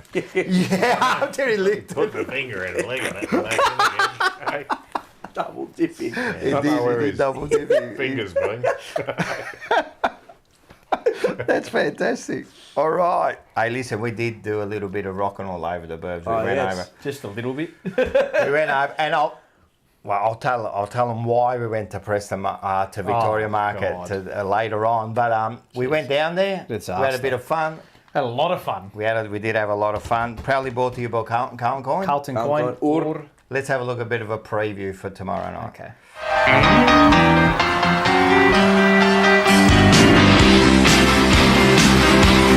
Rightio, ladies and gentlemen, we are here at the Queen Victoria Market for Rockin' All Over the Burbs. It is all brought to you by our friends and partners at Carlton Coin. Ord and the crew doing a fantastic job, of course. We're going to go have a chat to the punters about what's to come this Friday night. Carlton and Collingwood. Let's have a listen to what they've got to say. We are rocking and rolling here for Rockin' All Over the Burbs, part of the Jumper Punch. We've actually got Rocco here. Rocco from Sydney. Rocco, how are you, mate? Yeah, bloody beautiful, mate. He's Michael Voss delivering the goods. There we go. At Market Sports in the Queen Victoria Market, and it's a perfect spot to come and do Rockin' All Over the Burbs. Come through, ladies and gentlemen. Let's see what's going on in the store. Now we're with the owner here. And the boss of the store. We've got Neville. Neville, hello, how are you? How fresh are we today, mate? Fresh today? Yeah. Fresh today, brother. Give your business a pump up, mate. We're on camera. Give the business a pump up. Where are we? What's the business name?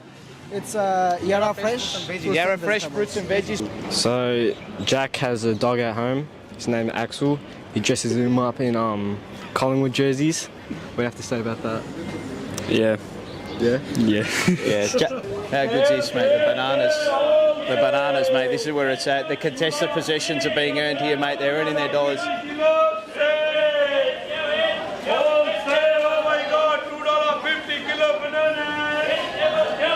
Number 23. Who was number 23? Oh, Buddy Franklin. Oh, geez, not it. Jeez, can we cut that?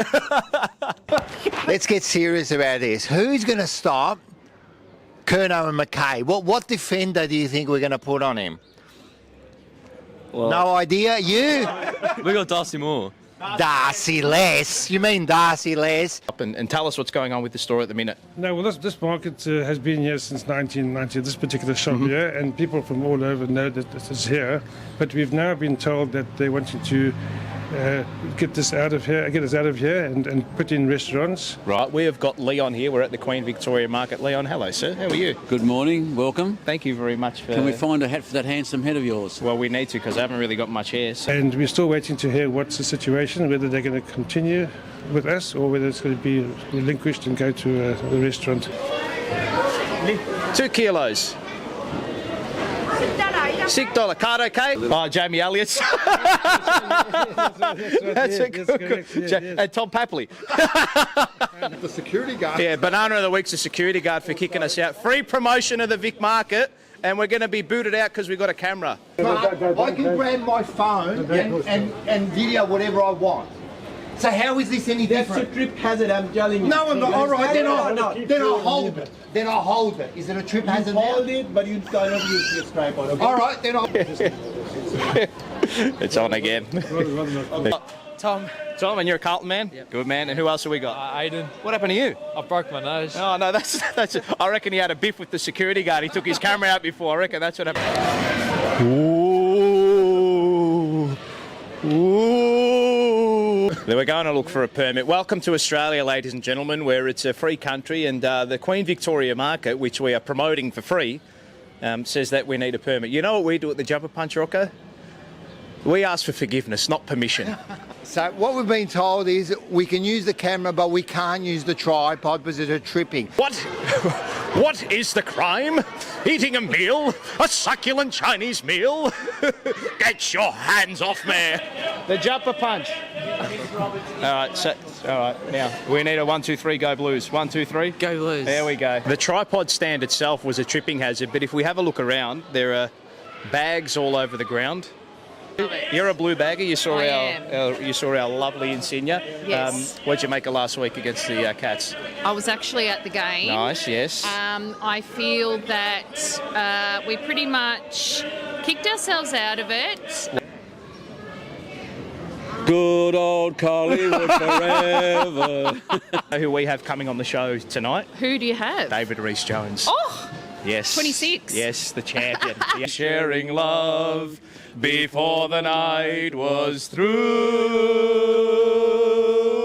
Something in your eyes was so inviting. Something in your smile was so exciting. Something in my heart told me I must have you. Yay! It's a good one. That was a good one. But if I was there, I would have got into a punch fight. Everywhere so far, the MCG, where else? Vic Market. And you had Barclay Square. They're telling us, you can't film here. You know, it's amazing. There's like... Now in society, like this time of human history, is the most humanity. The most anyone has been video. There's videos everywhere, and yet they come out, you can't video. And I said to him, so can I hold my phone and video? And he goes, yes. I go, what's the difference, mate? Like, it was just like, it's unbelievable. Anyway, we had a bit of fun, and then of course you had to sing.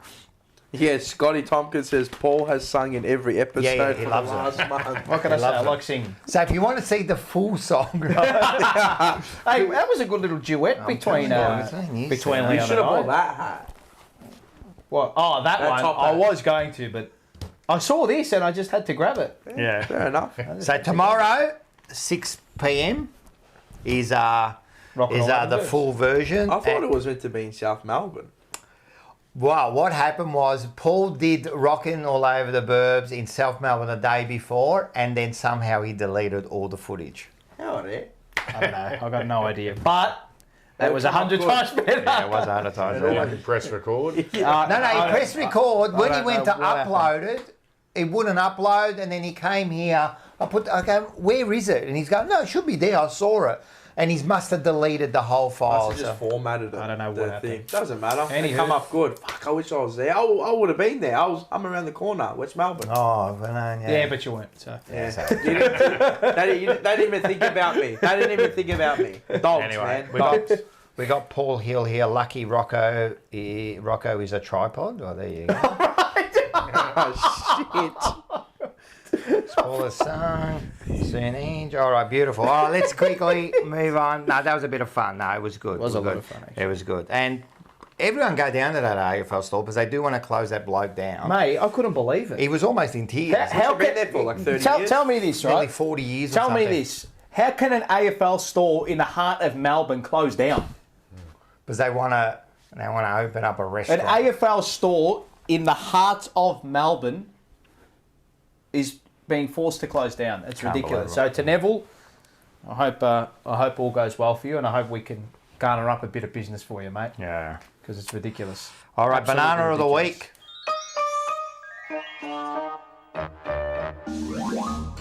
Bananas in pajamas are coming down the stairs. Bananas in pajamas. So, proudly brought to you by Tech Collectibles. Yes. You can find a link down below. eBay store. We've got the what else have we got? We've got Instagram. We've got Facebook. Yeah. If you need any help with any footy cards, Pokemon, anything else, Dragon Ball Z, anything you like, cards wise, He's a man to go and see. even like even old school memorabilia, you would have worn this back in the Look day. at this. CUB, yeah. Worked for him back then too. There you go. Yeah. So, Well, everyone need to work well because of John worked Elliott. in Visiboard or see. yeah. There's Gotta go. Visible- Oi, they look after you the right way, man. Not with 100%. jabs, they look after you with the cash, mate. It's funny because I got offered a job by John Elliott at CUB and Dick Pratt at Visiboard. There you go, mate. And when I took the job at CUB, Praddy asked me a couple of weeks later, he said, hey, everything go all right with the... I said, yeah, it all went well. I said, I prefer what's in the box. I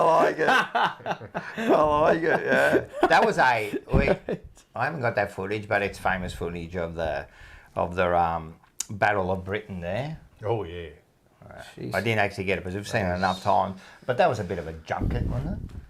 That was it was. By John Elliott, was it? Didn't he have some sort of like... Yeah, it was a Courage Cup. he wanted to fosterise the world and he bought Courage breweries and... and it was crazy because North Melbourne got beaten by Melbourne in elimination final by over 100 points. Yeah. And anyway, we won the flag. We've been on the And you beat him the last game of the year? Yeah. Sticks kicks a goal after the siren? After the siren to keep us on top of the ladder. Top of the ladder. A week off and obviously helped us a lot. Yeah. But, so John Kennedy trained them right through. Yes. Right through and said, I want to see who wants to be here next year, who's got that shin-boner spirit. Yeah. So they were told not to... We flew on the same plane, stayed at the same hotel. We're there for 3 or 4 days before the match. We had one training run, I suppose, and that wasn't much, but we were on the drink. We won the premiership. Yeah. And could you tell they were a little bit like... Oh, they come out. They were fair dinkum. They were, so it was a matter of... sort of. Donald McDonald hit me in the head, and I had a bit of a headache from the hangover. I'd only had about 4 hours sleep, so I didn't need to be hit in the head. And, so it sort of, it erupted. But it's the first time in my life though that was given instructions to, and Yeah. we were. Wolsey said it Well, quite time. we've interviewed Walls, so Yep. you're not saying anything that he didn't say. Yeah? And he said, I don't want him to walk off the ground, talking about Alistair Clarkson. I love that. And I couldn't catch him. I'd only had a few hours sleep. Well, he kept running around the goalpost. Yeah, he was. He was running. I'll tell you what, they could have played the Benny Hill music.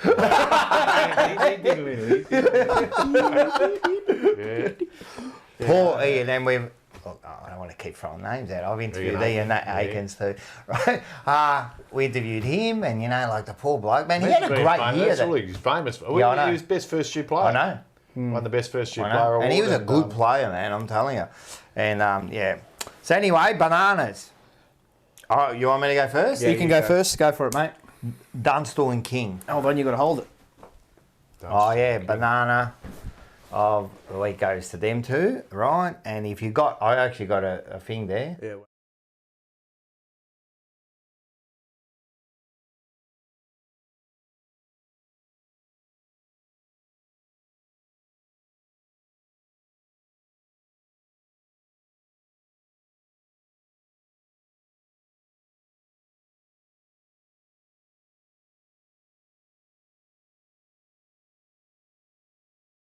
Rubbish about him faking it. Oh, he went down a bit soft and that. While for the AFL to find us, there was something definitely there. Yep. And don't tell me like Williams faked that, because he really looked like he'd been. Even if you just get clipped in the face a little bit, you're going down. It's off the ball. You don't expect. And it was it. off the ball. Yeah. So to them two, like, just take it easy. And also, what else did Kingy say? Drop Williams. And drop Might be Williams. dropped. Take it easy, bro. Take it easy. Drop Williams. Like, I think that's just. It's a bit reactionary. Something to say. That's all that was. There was something to say, man. Because at the end of the day, why are we dropping Williams and who are you going to bring in? Right? They're the two questions. But anyway, when I heard that commentary, man, don't go. Like Williams, I don't think he faked that. He got hit high, and the AFL have shown that there was something there because they actually fined him $6,500. So look, players have taken a dive to get a free kick, and that's been going on since. Yeah, exactly. Yeah. Have you got a banana? Banana of the week. What were you saying before? Who? No. You said at the start of the show, or before the show, you were saying you had a banana. What was he talking Let about? him think of it. I can't remember. I can't remember now. No. Maybe we'll stoke the flame for it. stoke This the is a flame. double one here. We have to hold this together. So, we're holding this. You can hold that side there. I'll let you do it because you came up with this, Mars. So. All right. So mine goes to Carlton and the Carlton Football Club as a whole for not having an Anzac Day jumper. Being one of the biggest teams in the AFL. Yep. If not the biggest. Yes. With 100k members. Yes. 100%. Yes. Either second or first. Or How third. can you not pay respect to the men and women that fought for our country? Now, I understand that it's Collingwood and Essendon make this day or whatever. But it on is the a week. 25th. But now it is round. Anzac round. Yep. So how do we not have just a little poppy on the or the jumper Anzac, or the Anzac Day appeal pin? Nothing. They put nothing, not one thing. The only time we have done it is back in 2015 against St Kilda at Eden Park when we played in New Zealand. Yeah. When we wore our away jumper. The cake tin, they call that ground. Yeah, I went to that one. And all they had on that one was the poppy on that. And, But at least they paid tribute That's something. to it. Yeah, that's right. So I just don't get how nearly every team in the AFL. There's only a few other teams that didn't have. I think it was Sydney. And I don't care about the other teams, but mate. I care about us. Yeah. Because if we can have a jumper for Indigenous round, the respects round, and Any other other rounds, cause or whatever. and I'm not having a go at any other. I don't care about that. We I'm should have just one saying. for this. One of the biggest things. Yeah. Correct, and It's we had literally the ultimate sacrifice. that's right, and we did have I didn't players that notice. served in the war. I know. So, Carlton. Banana of the week. Big banana of the week. So Everyone- maybe next year they might have it. They did do some content during the week. I but understand it's that, not- but I'll throw a banana in there. Here we go. So we This stoked the flame. will go. We stoked the flame. This will go to 99% of the footballers who either don't know the words. Oh, to the yes. national there it anthem, is. There it is. Yes. Either don't know the words of the national anthem or don't want to sing it, and be proud of your country because you're in the greatest country in the world. 100%. And if you don't know the words, and that's what I've heard, that the players or kids don't get taught the words these days. Go and learn. Learn the words Learn it. Be proud of your country. 100%, especially if Well you're in said. front of like the nation there, and you're gonna sing it. And the whole thing is they're panning past you, and you're standing there like a stunned mullet.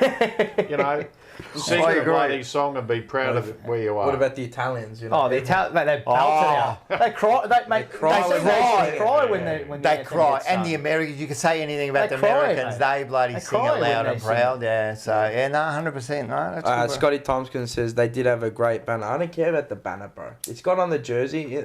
Just pay respect to the Anzacs, bro. Yep, I agree. That's all it is, man. That's all I care about. Because if they fought for the country, they fought for us. Well, you know, we had our Nono went to the war as well. You know. Yep. I don't get it. As being one of the biggest sporting respect. Yeah, it is definitely a lack of respect all over, and it's this woke culture we're in these days. I agree. And people are too scared or too scared that someone, you're encouraging war. What a bloody joke. Yeah. You know, we wouldn't have the country we've got now. It could be, be run by Japanese. Yeah, exactly. Right. Yeah, it is. 100%. A completely different country. 100%, man. It's the ultimate sacrifice. It is. 100%. It's the ultimate sacrifice. And they were the greatest fighters too. From the whether it was the English, the Americans, or whatever, they loved the Anzacs, Australians and New Zealanders because they were the toughest fighters. 100%. Yeah. I mean, some of those, Gallipoli and all that, man, just showed the kind of, I always thought they knew what their fate was before they even jumped over. Mate, 17, 18. And kids, lying about their age to fight, to serve for their country, serve their country. And now people are ashamed. Exactly. People, how can you be ashamed of their country? No. Jesus Christ. The reason we stand here doing this is because we stand on their shoulders, mate, because of what they did, So it's easy to lose sight of what you are given without having earned it. Well, without going into another rant, I think a lot of the young generation now forget about what was done in the past for you now to live this life. Just a little poppy. That's all. Man, this is going to be poppy. I'll tell you what, I'd hate to go to war. I'd hate us to be in war now. Oh, I was just about to say. I'll tell you what, there'd be no one lining up. There'd be no one bloody going to... Can you imagine? Because I don't want to become... I love my son. Softest bloody generation. I love my son. Mate, no, they go fight like this. I'm telling you now. Might as well just make our way from the room. Yeah, I love my... Put it this way, when your feelings can get hurt... Yeah.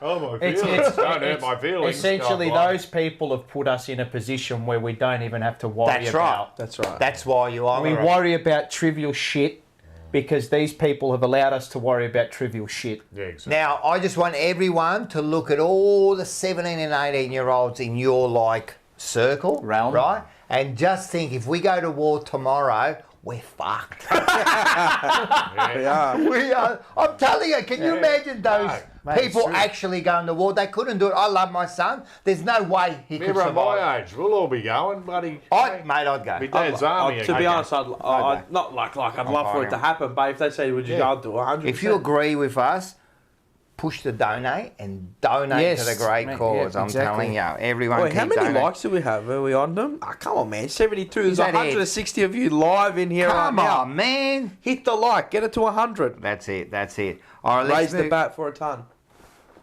All right, we're gonna do this one. Yes. I have a saying, actually. I just wanted to get this saying up. Sorry, I've been looking for it because it pertains to what we were just discussing here. Here it is. I found it. You'll like this one.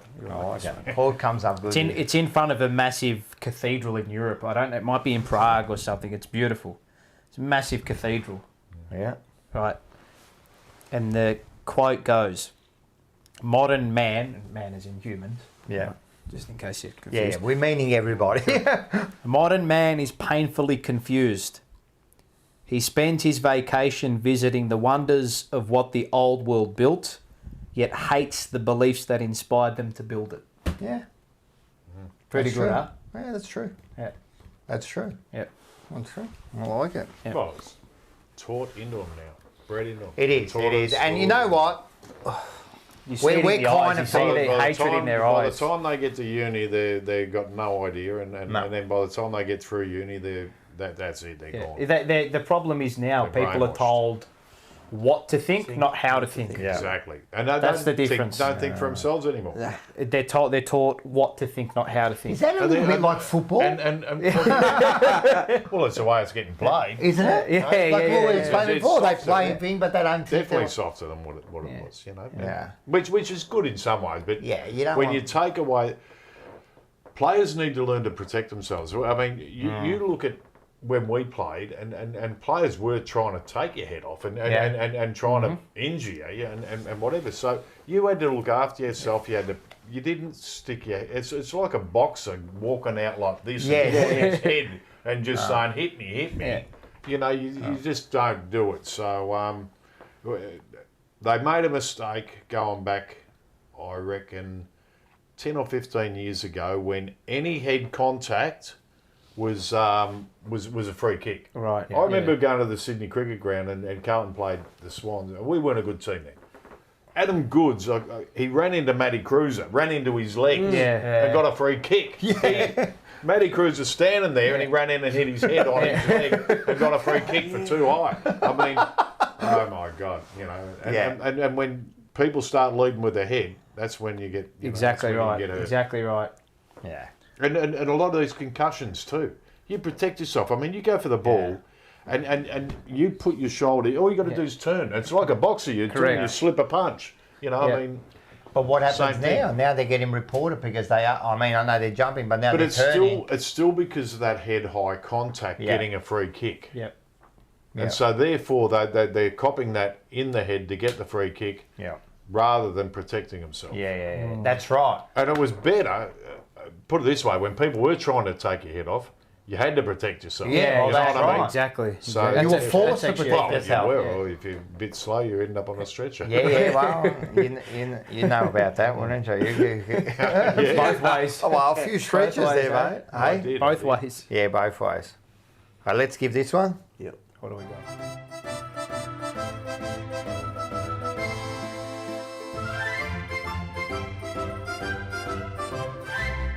Fantastic. So first of all, you take that because you're going to open that up in a sec. You're going to have a chocolate. Yeah. And in there is a little saying that we all read. Yeah. In here. No, in there. In the actual chocolate, there's a little note when you open it up. Thank you. So we open it up carefully. I have to put my glasses on. Oh, you can have my magnifying glass that I use. He uses the At least he's not in denial. No, I'm in denial. So So, the first thing is, we're opening, are we? no, first thing is open up this one, and this is Well, like you got to do the Bargy thing. means He's got to kiss. do the thing. You got to do the thing. You got to make him do it. We usually do this to start it off. You have to do it. We have to do that. Camera. I got to do it. Yeah. I love it. Raise the eye. Yeah, I'm putting the This is a Oh, I need glasses. Is anyone still there? Yeah. Like Mark McClure, you know, he goes with all the eccentric colours. I like it. Mark McClure's got. Yeah. So that's the Bargy of the week. That's the kids. This is who we're giving the kisses to the week. You can read that out. So 100,000 members. Yeah, so they all get the Bargy of the week. We're 100,000 members. We hit 100,000. Fantastic. How good's that? Carlton, not the jumper punch. No, yeah. Now going to be chalky. Yeah, let's have a chocolate. So everyone's got that little thing. I've got mine here. Where is it written? On the chocolate or? No, so if you open up, there's a little note There's a in little there. bit of paper in there. If you just keep opening it up. This is exciting. We're like kids again. Then when you used to get the fantails and things. Oh, Yes, the old fantails. They used to have the little trivia stuff on there. There we go. Oh, how am I supposed to read that? Bottom one. Bottom one. Oh, okay. Yeah. Bottom one's in English. Translation. That's it. Can you see that? Me first? Yeah. Go, David. Friends are able to forgive each other's little failings. Yes. Ooh, I like that. Nice. I like that a lot. That's a good one. Who's that by? Bottom right hand corner. John de la Bruyan. No. De La Bruyan. Oh, he'd De La be Bruyan. that. Never heard of him. He's French. Number Is he? 15. I think. No. Good old John. Johnny boy. So by, is this Platone? Is it P-A-L-T-O-N-E? Yeah, Is that Platone. Platone or Platone? Platone. Platone. Oh, it's Platone. What do you, look at him. He's got his hat. He's got his magnifying glass. You're done. Hey. You are finished. I'm going to see. Fuck, if they actually work, I'm done. All right, let's Do they suit him? Nah. It's actually not bad. Actually, that's pretty good. I'm telling you, I can see that. Look at him. Love is what... I can read that. No way. I can read that. Love is what allows you to mend your wings and reach happiness. Oh, that's okay. You now have... But it's a bit blurry. Is this Oh, yeah, no. That's only for reading. Reading glasses. I'm telling you, man. Only for reading. You're far-sighted. Can I have your prescription? Because this is sick, man. I can read everything. Hey, can I get a photo I of can you see there? the Turn around. Coach Stagnetti. I think you've convinced me, man. I think I might have to go and get some glasses. Go to the chemist for about $20. I like the colours, I actually do. Mine is from Wolfgang Gothe. Again, we get Wolfgang. Mate, he's become part of the program. You got him No, we got him a couple weeks ago Probably together. the same one. Yeah, it is the same way. Ambition and love are the wings to great deeds. Ambition and love are the wings to great deeds. Yeah. Ambition and love. Yeah, I like it. I like that. If Well, you got both have of to them- like it. Mine is from... No, you don't have to. Mine's from a... I'm surprised this bloke hasn't popped up in the chat. Luigi Pirandello. That is a nice Italian Surprised he hasn't name. popped up in the chat. Strong. And he says, life is not explained, it is lived. In Italian now? In Italian, it's See the bloke who made the mayonnaise. correct. Yeah, La I like vita non si spiega, si vive. Nice. I like it. Hey, listen, everyone's jumping on here, mate. Hey, if you like my glasses, please donate. Dynamic, Rocco looks like he's heading down to the dogs. Blue Bagger, Rocco's back to Specsavers. John Holden, Rocco looks like Inspector Clouseau. Groucho Marx. Groucho Marx, I've got. Go to the optometrist. Yes, They yes, I suit know. you, Rocco, from Matula. Don't be a denial, Rocco. You look so smart. I reckon I look all right. I told you, you look all right. What do you say if you can't baffle them with their what? If you can't, if you can't, No, what's the saying? No, if you can't baffle them with your knowledge, Baffle them with your dazzle them with your bullshit. bullshit. No, if you can't dazzle them with your knowledge, you you baffle them with your bullshit. That's There you go. exactly right. Bang. New sponsor for Banana of the Week, Specsavers. Just for you. I like it. All right, perfect. Let's go to our favourite segment. Ma di che cazzo stai a parlare? Ma di che cazzo stai a parlare a te? Che bello. Ma che cazzo sta a fare? Ma che cazzo sei? Ma che cazzo? Ma che cazzo so? All right, so what we do here, we're going to explain. It's ma che cazzo in Italian. You know what that means?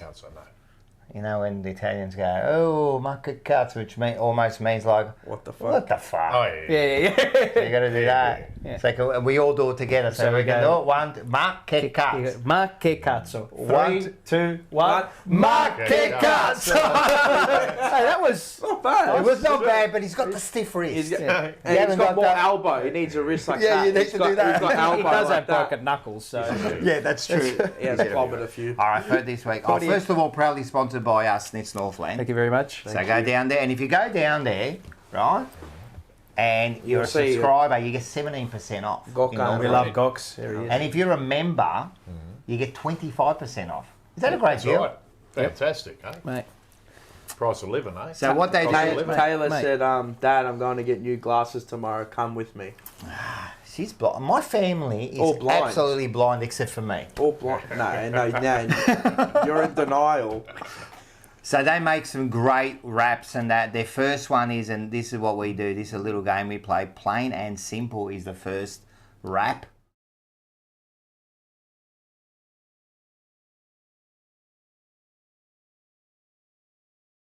For the type of food that's there. So plain and who's when you say plain and simple plain for and simple, who's a Carlton? player you Plain think and of? simple, I reckon Nick Newman. Yeah. Good call. Great call. You're right. That's a Great dedicated call. That's who I that's would've right. said. That's right. That's correct. But some people get it completely wrong. But That's that is right. absolutely, and plus I'm not going to tell you were wrong. Yeah. Pop a stray elbow. All right, the next one, Spice of Life.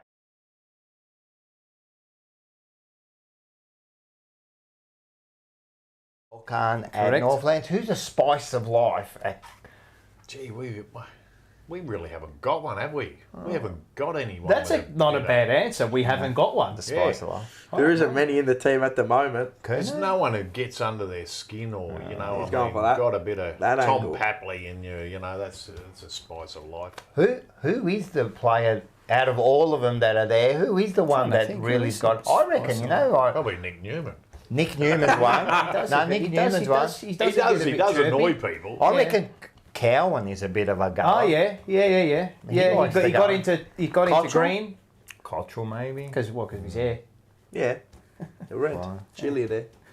All right, what about this I'd last? like to see another couple with a bit of going. With a CUNT. Just to, just to get under their skin a bit. And just and you know annoy what? them. Newman does that. He does get under people's skin. Pushes, the button. Does push. Yeah. Okay. We don't have one. But because on footballing ability, do we have one? Well, we got a few here. Boyd, Charlie, Hollands, Elijah could become one. He could become a spice of life, maybe. Okay. Sard, Charlie, Cotter. So no, you're probably right. We haven't really narrowed one down, have we? No. We haven't got one. We always say Motlop. Yeah, that's Motlop. usually or our... Jack Martin. Yeah, Jack Martin. Yeah. All right. Is there another one? Yeah, one more. All right, one more.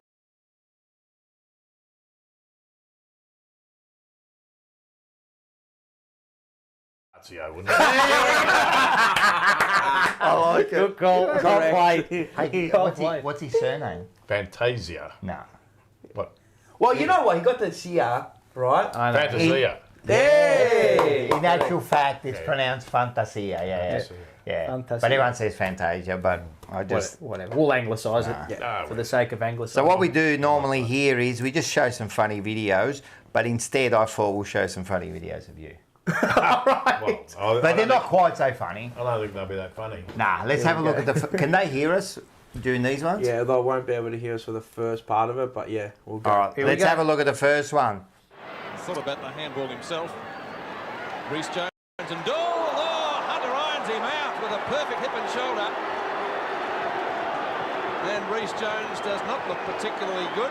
And the umpire is indicating for a stretcher or some sort of assistance very expeditiously. Well, I said a fair bump. That's the way it seemed to me, Bob Skilton. Yes, I can't help but agree, Pete. It was one of those unfortunate ones, and it is a hip and shoulder. It's a free kick, and not that any Rhys Jones will know. It was like concrete. wow. It was like, so I didn't actually get knocked out in the... Hit. Yeah, it was when my head hit the ground. Yeah. God. And you were completely out there, So man. I was He out, came after out you. cold. I come back about 5 minutes later. Oh, You see. That's 2 weeks Yeah, off. 5 And minutes how... And we won that game. Oh, did you? Yeah, Swans won that And game. how many weeks would have... Kenny got. Yeah. Kenny, you can't rub Kenny. No, Hunter you out. can't. I love Hey, Kenny. You know, yeah. he's like, he's the only number I ever wore, number 9, Kenny Hunter. I loved him. When I met him, I was like, absolutely... Like It's funny when I tell people Kenny Hunter knocked me out. They go, no, Yeah, Kenny. but he was couldn't." tough, man, wasn't he? Yeah. No, look, I was sitting under a bloody... Yeah. Like, kicked a bomb to me. And, If he didn't do that to you, I'd be upset. yeah. Like, he had to come after you there. Yeah. That's perfect. What about this one here? Oh, one of your favourite mates. Banksy. Nah. You know, I wanted to show the Banksy one, but it's copyrighted.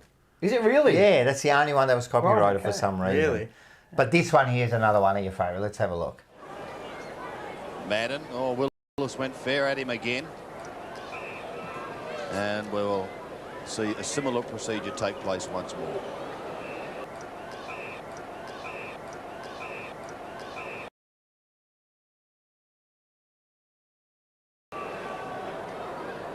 Yes, the umpires have got to be very quick and very firm because it is... He's picked out a free kick on that. A clip of the stretch on that, Carlton. It's David-Rhys Jones. And holding the jaw. I played the second quarter. Wow. With a jaw broken in 2 places. Fuck, did ya? Yeah. Shit. I was going to kick the shit out of him. But he didn't come back on the ground. Oh, did he? No, he went off a quarter time. And He did didn't what? come back on the ground. Scared? Yeah, his shoulder was bugging. Well, that's his excuse. Well, yeah. But I played. He came back on. Hey? He came back I on. kept playing. I kept playing, yeah. For another quarter. So you kept That's the playing. saying, you don't run with your jaw. Well, that's it. And there was one time I was going back and I had to, jaw up while the you're ball running. was coming. I had to Go. back Yeah, into yeah, a pack and you just sort of, you look at it later and think that's bloody crazy. Yeah, they would never ever let you out. Oh, there. now because all I was worried about, because I knew I'd busted my jaw, and all I was asking the umpire, the doctor, instead of letting him look at it, was how many weeks do you miss with a broken jaw? Oh my God! And I was going to make sure he missed more than me. That is gold. That is gold, man. How many weeks did you miss? Nearly the season. No, I missed about.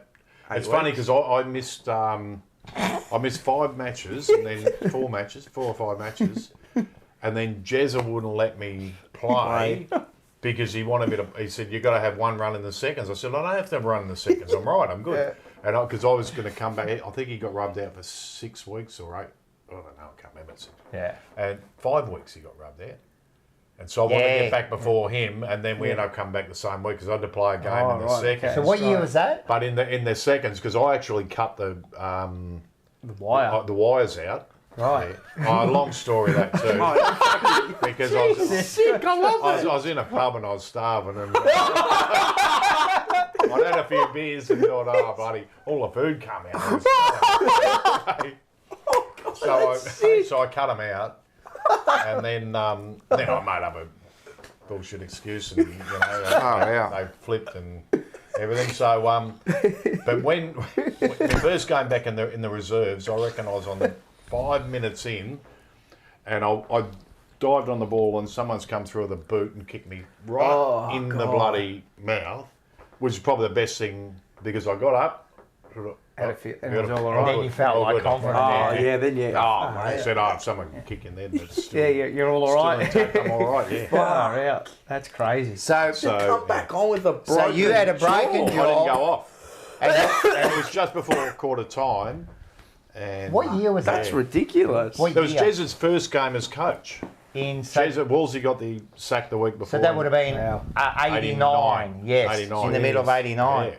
So I just want everyone, and if you love that story, donate, right? I'm telling you, he's giving you gold. Donate. Don't be like tight asses. Listen, now, I just want everyone to put this in perspective, right? He gets his jaw broken, like in 2 places. He keeps playing.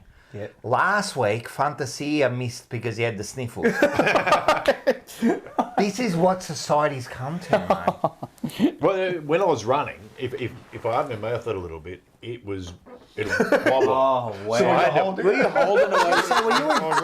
So were you in bloody pain? Adrenaline. No. It's just, right. It wasn't painful. It was clean breaks. Right. That is fantastic. But it was That's it why was we a love weird you. feeling when your jaw's sort of course. around in you. Jeez.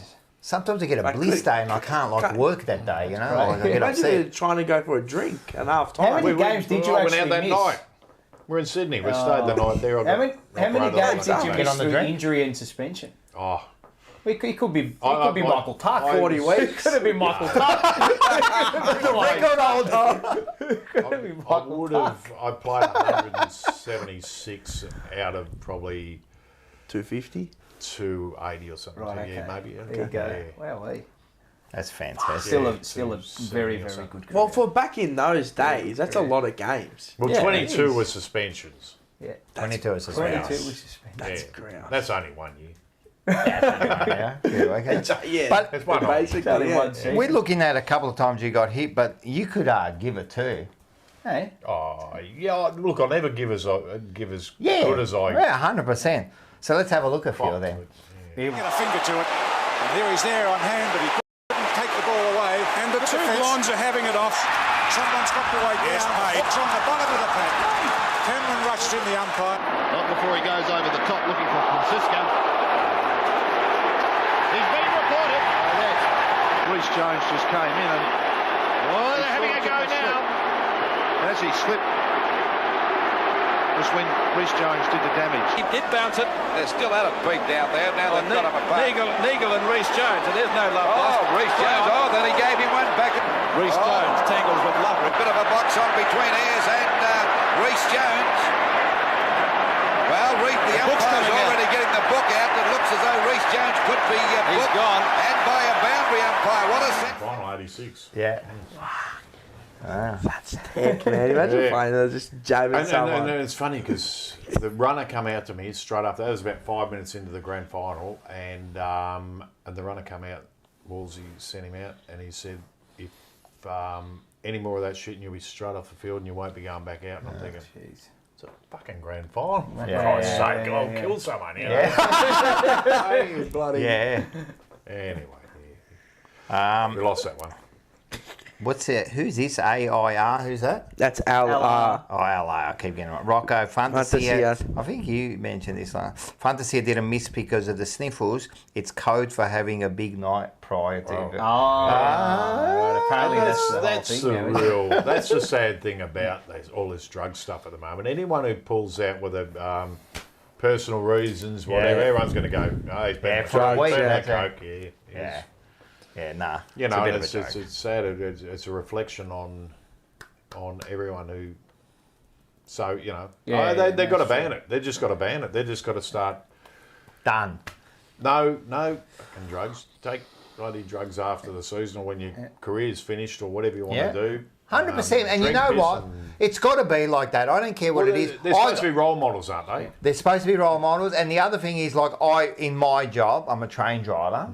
It's zero. It's zero in everything. And you know what? If by accident you have a poppy seed or whatever, there's no, we'll give you, there's no chances. Yeah. And that's just my job. You know what I mean? So there should be the same here. Man, you're privileged to play that game. You get paid a lot of money, man. Yeah. Oh, you know, they're young. You've been watching Seinfeld with the poppy seed. I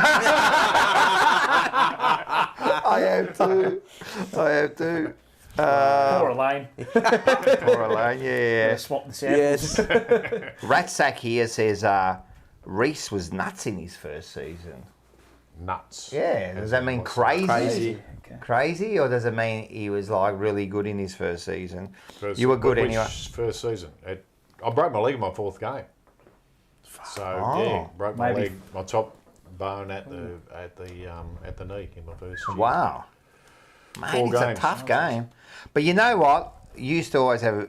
I just want to. I saw this little bit of footage and tell me what you were saying here. Go have a. Different side in this quarter. I'm sure that Lee Matthews would have ripped into them at quarter time. David-Rhys Jones giving some advice to the back. How to kick straight, don't think. There's the kick, slightly off the side. Is it coming back? Well, not a good kick. They really could. What? And he missed. Did he do the hold? That was funny. But you know what? We joke around a lot. We joke around a lot. I would. Yeah, so anything you can, but now you can't. Yeah, but you can't say that. No, you can't. You copped 4 weeks for that. For saying something wrong. He would have started crying. He wouldn't have been able to take the kick. Hurt his feelings, guys. Yeah. For God's sake. But we, mate, that wasn't all he was known for. He played some good football. Yeah, not too bad. So let's have a look. Let's have a look at some. He went all right. Well, that's only 20 metres out from the Carlton goal. Rhys Jones picks up on the left foot, shoots toward goal, and the umpire watching it go overhead. Got the kick in the nick of time. Schimmelbusch up against Rhys Jones. Certainly moving the ball a lot quicker than. There's Rhys Jones with a crackerjack mark. Almost play on there, isn't it? No, he might get 15 metres here. They're going to lose this. The Swans are not careful. There were 3 or 4 great tackles. Rhys Jones flies. Oh, what a mark! Rhys Jones, great grab. Favour of Hawthorn into the second quarter by 13 and a half minutes. Comes Rhys Jones, who's got a chance to score a goal here. A long shot, and look at this one go. It's a goal. Clay, who's been prominent for North Melbourne early in the game. His high kick into the pocket should be marked by Rhys Jones, and is. Tommy Alvin, Shimmer. He's battled his heart out all day. He's dispossessed by Rhys. Rhys Jones comes back with a bit of space. Bradley with ease. Now kicks the ball long towards full forward. At the back, Dean. In front, Rhys Jones. He goes crashing through and does it well. Feeds the handball wide to Bradley. Rebound football at its best. In those quick places. He tries the low ball and it doesn't come off. Rhys Jones takes the mark and plays on. Good football by Hyphen. Out to a hurry. To centre half forward. Barwick and Osmond both there. Rhys Jones at ground level. Breaks the tackle of Harris.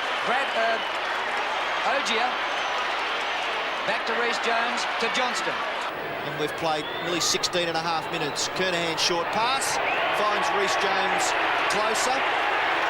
Striking the Melbourne skipper. He punts for goal and puts it through. And Carlton's 19th goal comes up at the 17-minute mark of the last. Rhys Jones leads the race. Picks up so easily.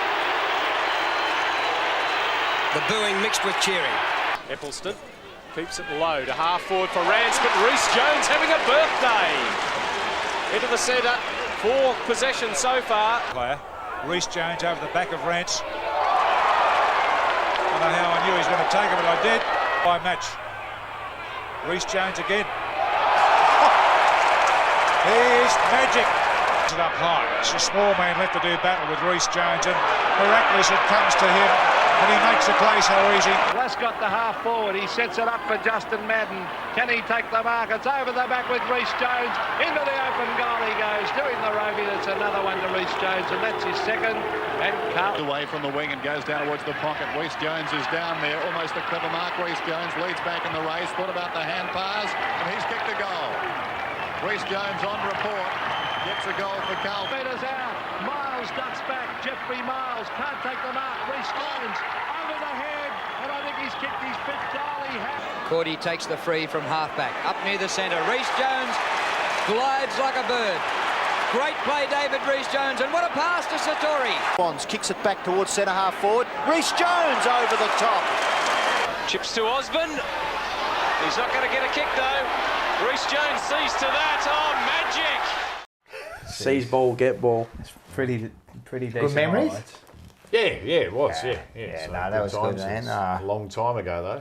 Yeah, it is. It's almost like, I look at it as remembering games or premierships. It almost feels like a dream sometimes, like it didn't really happen, you know. It was that long ago.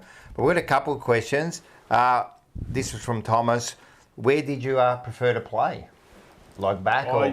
No, I actually preferred playing anywhere in the end. I started on a wing and because I was a skinny kid sort of thing, and so I started out there, and I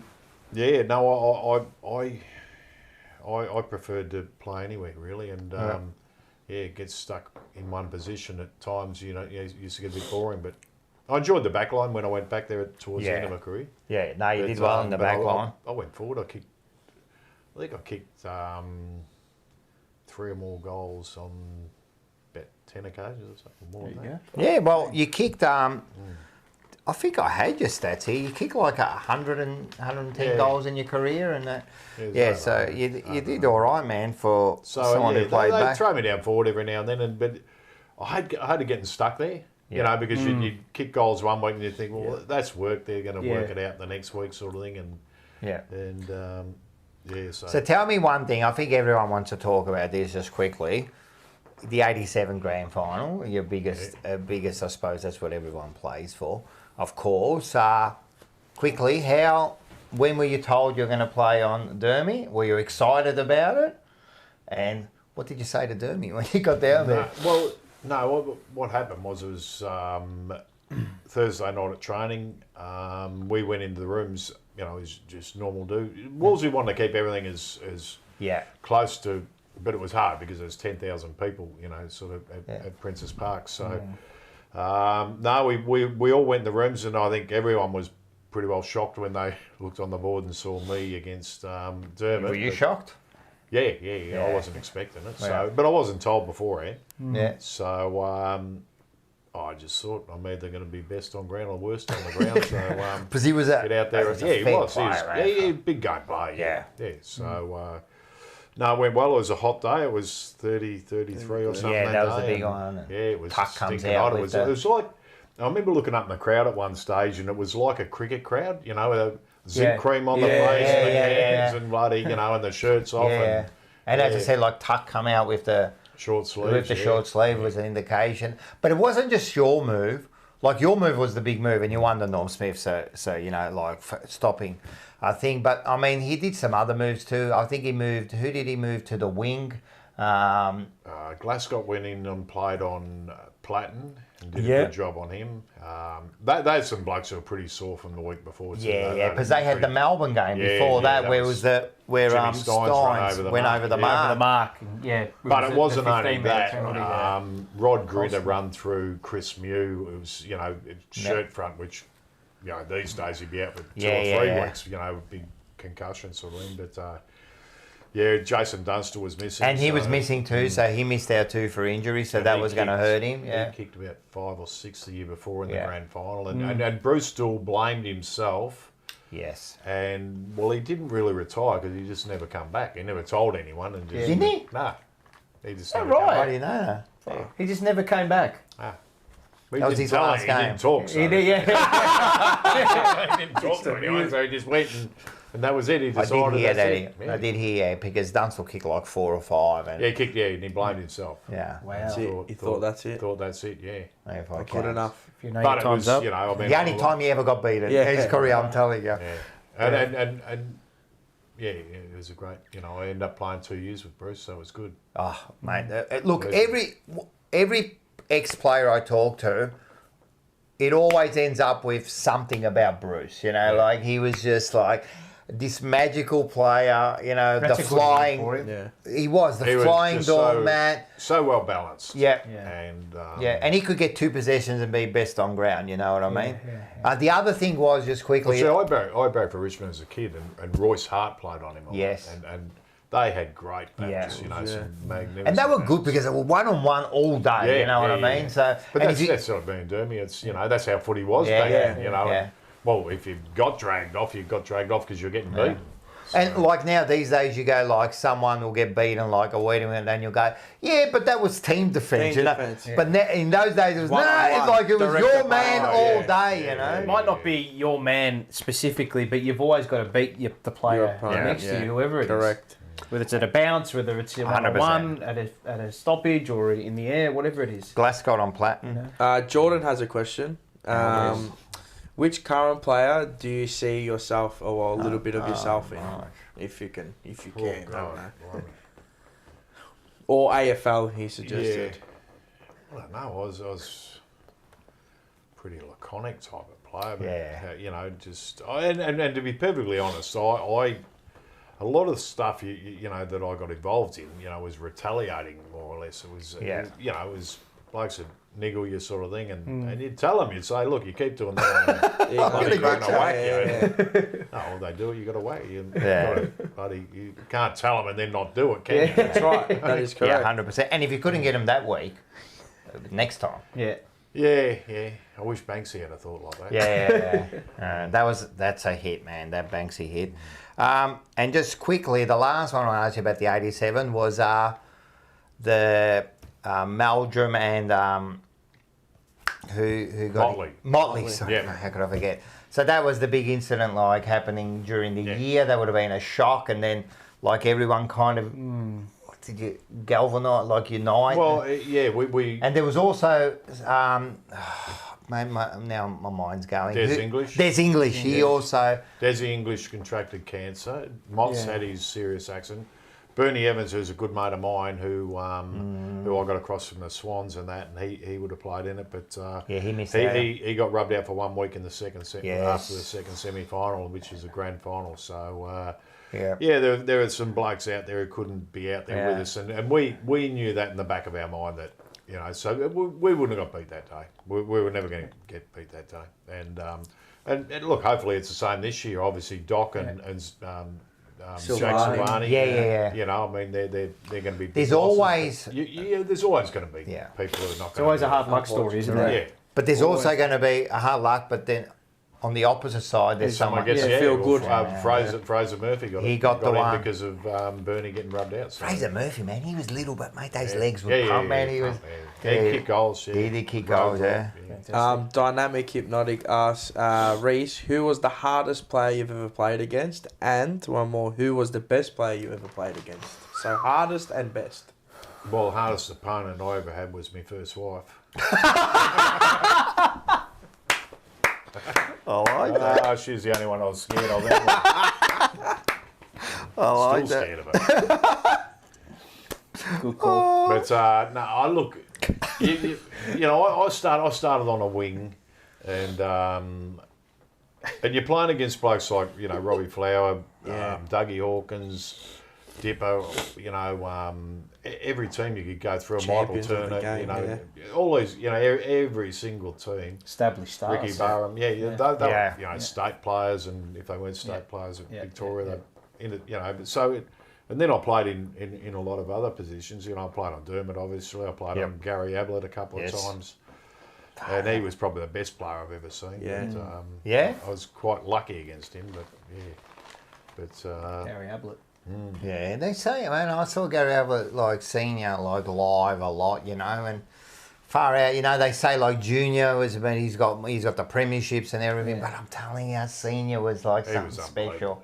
He could do everything. He could, except handball. I don't think I ever saw him handball. But him and Kevin Bartlett. He had pace. He was strong. He could jump. He could take 2 steps and jump on it and break shoulders. He kicked 1,000 goals, and he started in the middle. You know, like right foot. He was kicking 6 and 7 off a wing. You know, and you know, just going forward. And, but he was a freak. That '89 grand final. Oh, he was. Nine. The losing team, and they lost by a goal, and they made a comeback. It was a game they really should have won, but they were. It was Gary Hocking early giveaway free. Seriously, I know 95, and you got your grand final, but that '89, man, probably one of the best grand finals you ever won. And then when you get like Dermy copped it straight away by Yates. Yates got him. And then. Dipper got a punctured lung. He played with a bunch of lung, mate. He spent the night and he finished off, you know, like, and that was a great grand final. Yeah, they were very good, very good. All right, that's pretty good. That was Ablett. Did he get Dipper that day? I think he did. I think he did. Lou Folino, hello, how are you? He asked who was the best Carlton player. Best Carlton player I played with, yeah. Wayne Johnson. Jono was dominator. He was dominator. In the big games. He was he was good. He fried for that. You play Fitzroy at the Junction Oval, and you know there'd be 20,000 people there, and Jono kick a couple of goals and do what he had to do and that. But you play in the MCG against Collingwood or big games and finals and that, and Jono he'd have the eyeballs rolling before the game. I don't know if they had drug testing back then. I don't know what he was on, but he really built himself up for those big games, and he was probably one of the best finals players. You know, Carlton played in 4 grand finals. Who would you liken to him now? Like, would you say Dusty as a big game player? Well, Dusty can elevate their game in the big games when they need to be counted. Yeah, probably. As far as that, different kind of player. Yeah, I know different kind, but like I'm saying, you look back at Gary Ayres, it's great. There's some, great sort of. Mate, you played with some good players. Just some. Like, just absolute, like, just champions. Just champions, mate, from like front to back, you know, absolute, like, Hall of Famers, team of the centuries, you know, like, and let's not forget, you're in the Hall of Fame too, aren't you? Carlton Hall of Fame? Carlton Hall of Fame. Yeah, 100%, man. So, I'm in the AFL Hall of Shame. For some. For some. No, we loved it. All right. We've got this one. Do you have one, Paul? Have you got a call? Yeah, I got something for you. All right.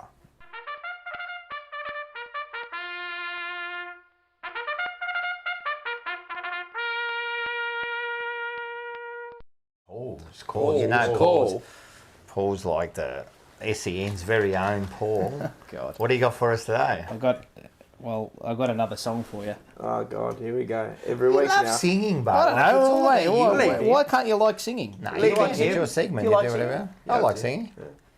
Not on the camera, but anyway. Why? Because I can't sing.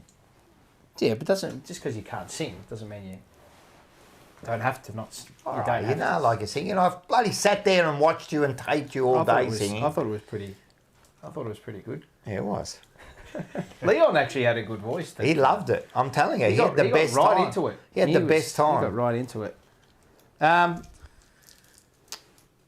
Maybe I should save Paul's call for next week. It's up to you. Yeah. You save it? Yeah, I'm going to save it. How's that? A Paul's he just a no-show. you all. He anti-climax you all. I'm going to save it. All right, save it. All right. Yeah, you know what? Sometimes it's best to keep your powder dry. I'll leave it at that. I'll leave everybody wanting more. I wonder if it was about Collingwood or something. I reckon. Yeah. I reckon. Yeah. He wants to save himself in case it all goes to shit. No. I'm already on record, cuz. I'm on record. All right, everyone wait for next week. Everyone wait for next week for the big Carlton's Paul's win. call. I had something there, but All right. we'll leave it for next week. It's been a big show. It has been a Did you big show. expect it to go this long? No. Did you enjoy yourself? I don't think my wife would have either. No, it hasn't rung yet, but yeah. Did you enjoy yourself? Yeah, no, good fun. Good fun. Good. So the main thing is, stuff. first of all, quickly to all our sponsors, Snits, Top Dog, North, Bang. What is the time, by Tech the way? Collectibles. Holy moly. 10:30. Jesus. Yeah. 10:30. Good Lord. That's probably unders, to be honest, what we usually hit. Crazy. With the guest, yeah, that's just... Carlton coin, make sure you get behind Carlton coin. Yeah, just a bit of an announcement with regards to that. Yes. So, Ord, we've confirmed it. So, Ord is Carlton coin will now be sponsoring the. It's all been confirmed as of today. We got it over the line. They will be sponsoring Blues Radio for SEN on Friday. So, big shout out to Ord. There's going to be a. Tell them about the call. So there's a parochial Blues bias call on SEN this weekend. Got into Ange's ear about doing it, and he was very happy to do it. So Ange will be doing it. Is Kuda doing it? Kuda's doing it. Kuda, there'll be Andy Marr. And are you in there? Fucking oath he's in there, surely. Maybe that's why I saved Paul's call. Okay. I'm not going to reveal too much. All right. Well, maybe he'll be calling too. Let's hope he gets his debut as a caller. Well, look, if I do, I do. If not, it won't be long. inevitable. The masses are asking for It's it. inevitable. The masses are asking So what for is this? This is a... It's an SEN on the SEN app. So if you hop onto the SEN app, or you can go on the SEN app, you can use SEN Stadium, which is no delay simulcast at the ground. That's what I'll be listening to. You can tune into Blues Radio, which is just the Blues bias call this weekend. Okay. So it's basically if Collingwood turn it over, it's like up here, you know what? No, obviously there's no swearing. It's a bit of fun. So Ange they did it last year for the finals. Ange and Kuda are going to be part of the call with Andy. I can just hear Ange already slipping up something like, oh, Ange will slip up. Get fucked. Yeah. Fuck. They'll probably have to put him in delay or something like that. No. But I would love to be part of it, obviously. I have done what I need to do. Yeah. Woody's part of the call. If anybody, we do have, shameless plug for work, but we do have sponsorship opportunities open for the radio call. Yes. So if you'd like to get involved, flick me an email or flick an email to the Jumper Punch email, or just email me paul.sebastiani@sen.com.au, paul.sebastiani@sen.com.au if you want to hop on board. We've got... Or go onto the Jumper Punch and then we'll pass it on to you. Oh yeah, we'll go onto the Jumper Punch page and they'll pass it on to me. We've got quarter by quarter opportunities. There's like a player of the match. You can sponsor the scoreboard. You can sponsor the disposals. You can sponsor a player of the match. You can sponsor a goal of the match, a mark of the match. What else have we got? And that's it. Yeah, and perfect. Boop is covering the whole call. So I love it. Yeah. And Uld, thank you very much for Carlton Coin, who is now sponsor of the call and also of the Jumper Punch. Yeah. See, you know, we were the first ones to be jumping on board that. So we're all is content. But again, if you'd like me on the call, you've just got to. It's not up to me. For the last 3 weeks, we've been telling people to a point, it is bombard. It's what the people want, mate. It's what the people want. Got to bombard. I have done my role with it. Bombard SEN. Yeah, to let them know. Hutchie. Anyone want Hutchie's number? Might have to knock on his door tomorrow. Yeah, that's it. So, look, we've done what we need to, but I think it'd be very rare if someone was to be put into a commentary spot for the first time, and they go, "Your first call is Carlton Collingwood." On a Friday night. Yeah, so no, it'd be tough. I'm probably a bit wet But in behind saying the ears. that, you'd be more than capable of doing it. Absolutely. Easy, light work. I know there are You people. only call on one team too. Well, exactly right. Yeah. So it's not like I don't. And you know don't them, have to but- put your bias aside. No, exactly right. So I know there were a lot of people that wanted it to go ahead off the socials. So yeah, I've commercialised. No, good luck. But anyway, you've done a lot of work to help get that going anyway. Yeah. So Wood was fantastic with that. And like I said, if anybody wants to come on board with their business with regards to Blues Radio, this is a one-off for now.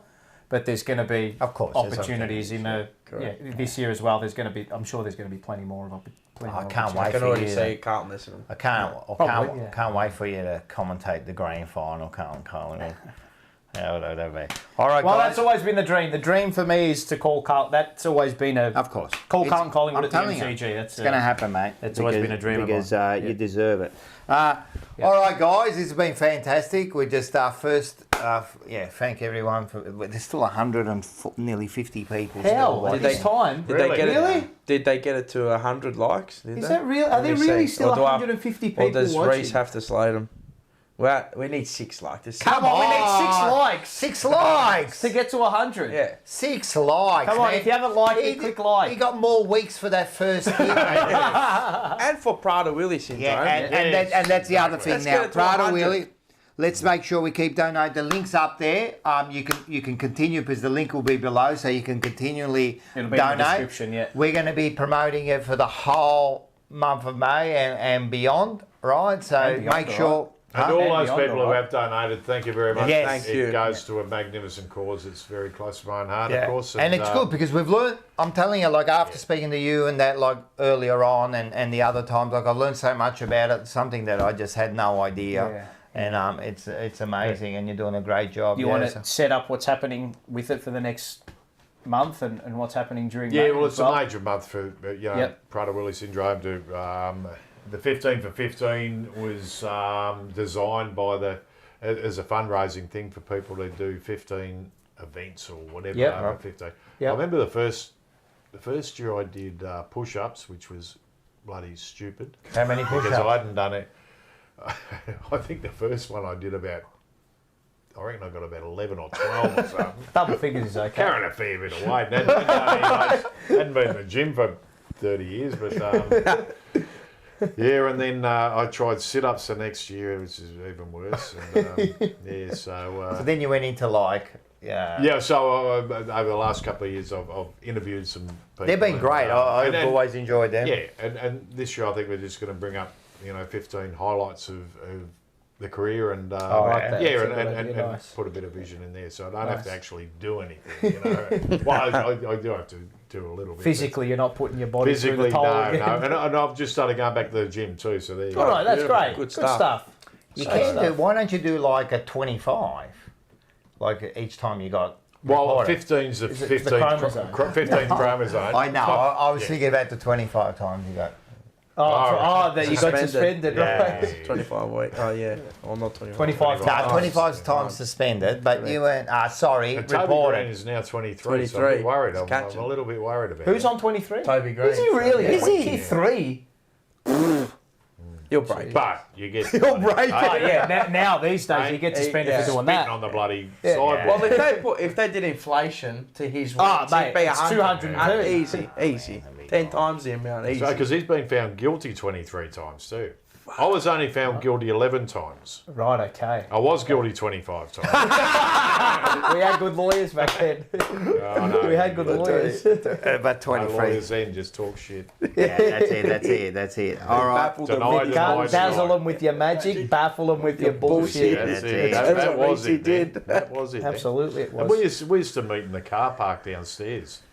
With the bloke who's coming up with you and work out a story. And next minute you get up there and the umpire who's reported is going, no, it didn't. Go on, It did happen. No, but that's like you said, it stayed on the ground. You're good mates and you understand, man. Like this is the way it is, But different world now. But it's been great. Thanks, guys. Thank you for giving us your time, mate. We know it's a 3-hour thing on a Tuesday night, but hopefully, as you said, man, people get behind the Prado Wheelie. This is what it's all about for us. Yeah, you know? yeah, and I hope you had a good time. And the Blues on Friday night. Blues, yeah. Have you got, are you just going as a fan, as a punter, or are you going? I'll be in the presence dinner. I might have angled him into that one because of last night. No. We have got some clients at table with the work Fantastic, with mate. MC Of course, Labour. fantastic. So it'll be good and work my way into that because I can.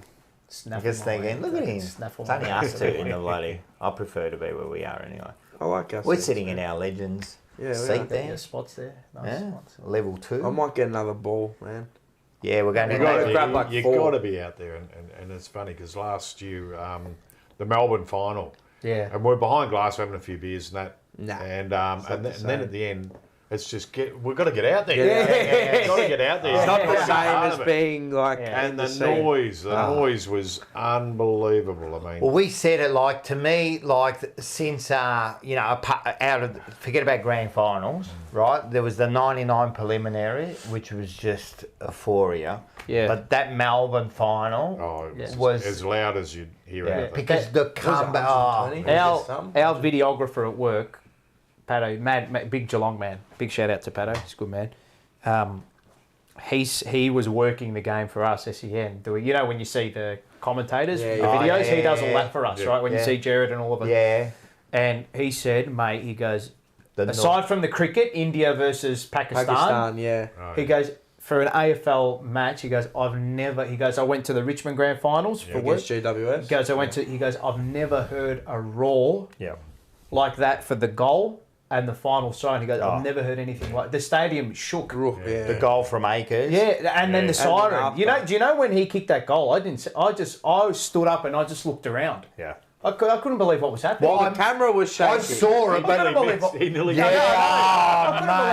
but you know our call got half ruined because Jared Waitley's gone, Akers mark, goal, and in between goal, you hear Brad Johnson, he's missed it. Oh, yeah. And it's kind of half stuff, but what do you do? It's in the moment. It's sort of funny because when he took the mark and you're thinking, go back and waste 30 seconds. Go back and waste 30 seconds, for Christ's sake. Yeah. Just the adrenaline, you see the goal open. Well, we saw it happening with Curnow and the Richmond game where he took the mark in the square and then he played on and he got caught. That could have easily have happened, but it all worked well. And that cheer, like it was that double cheer.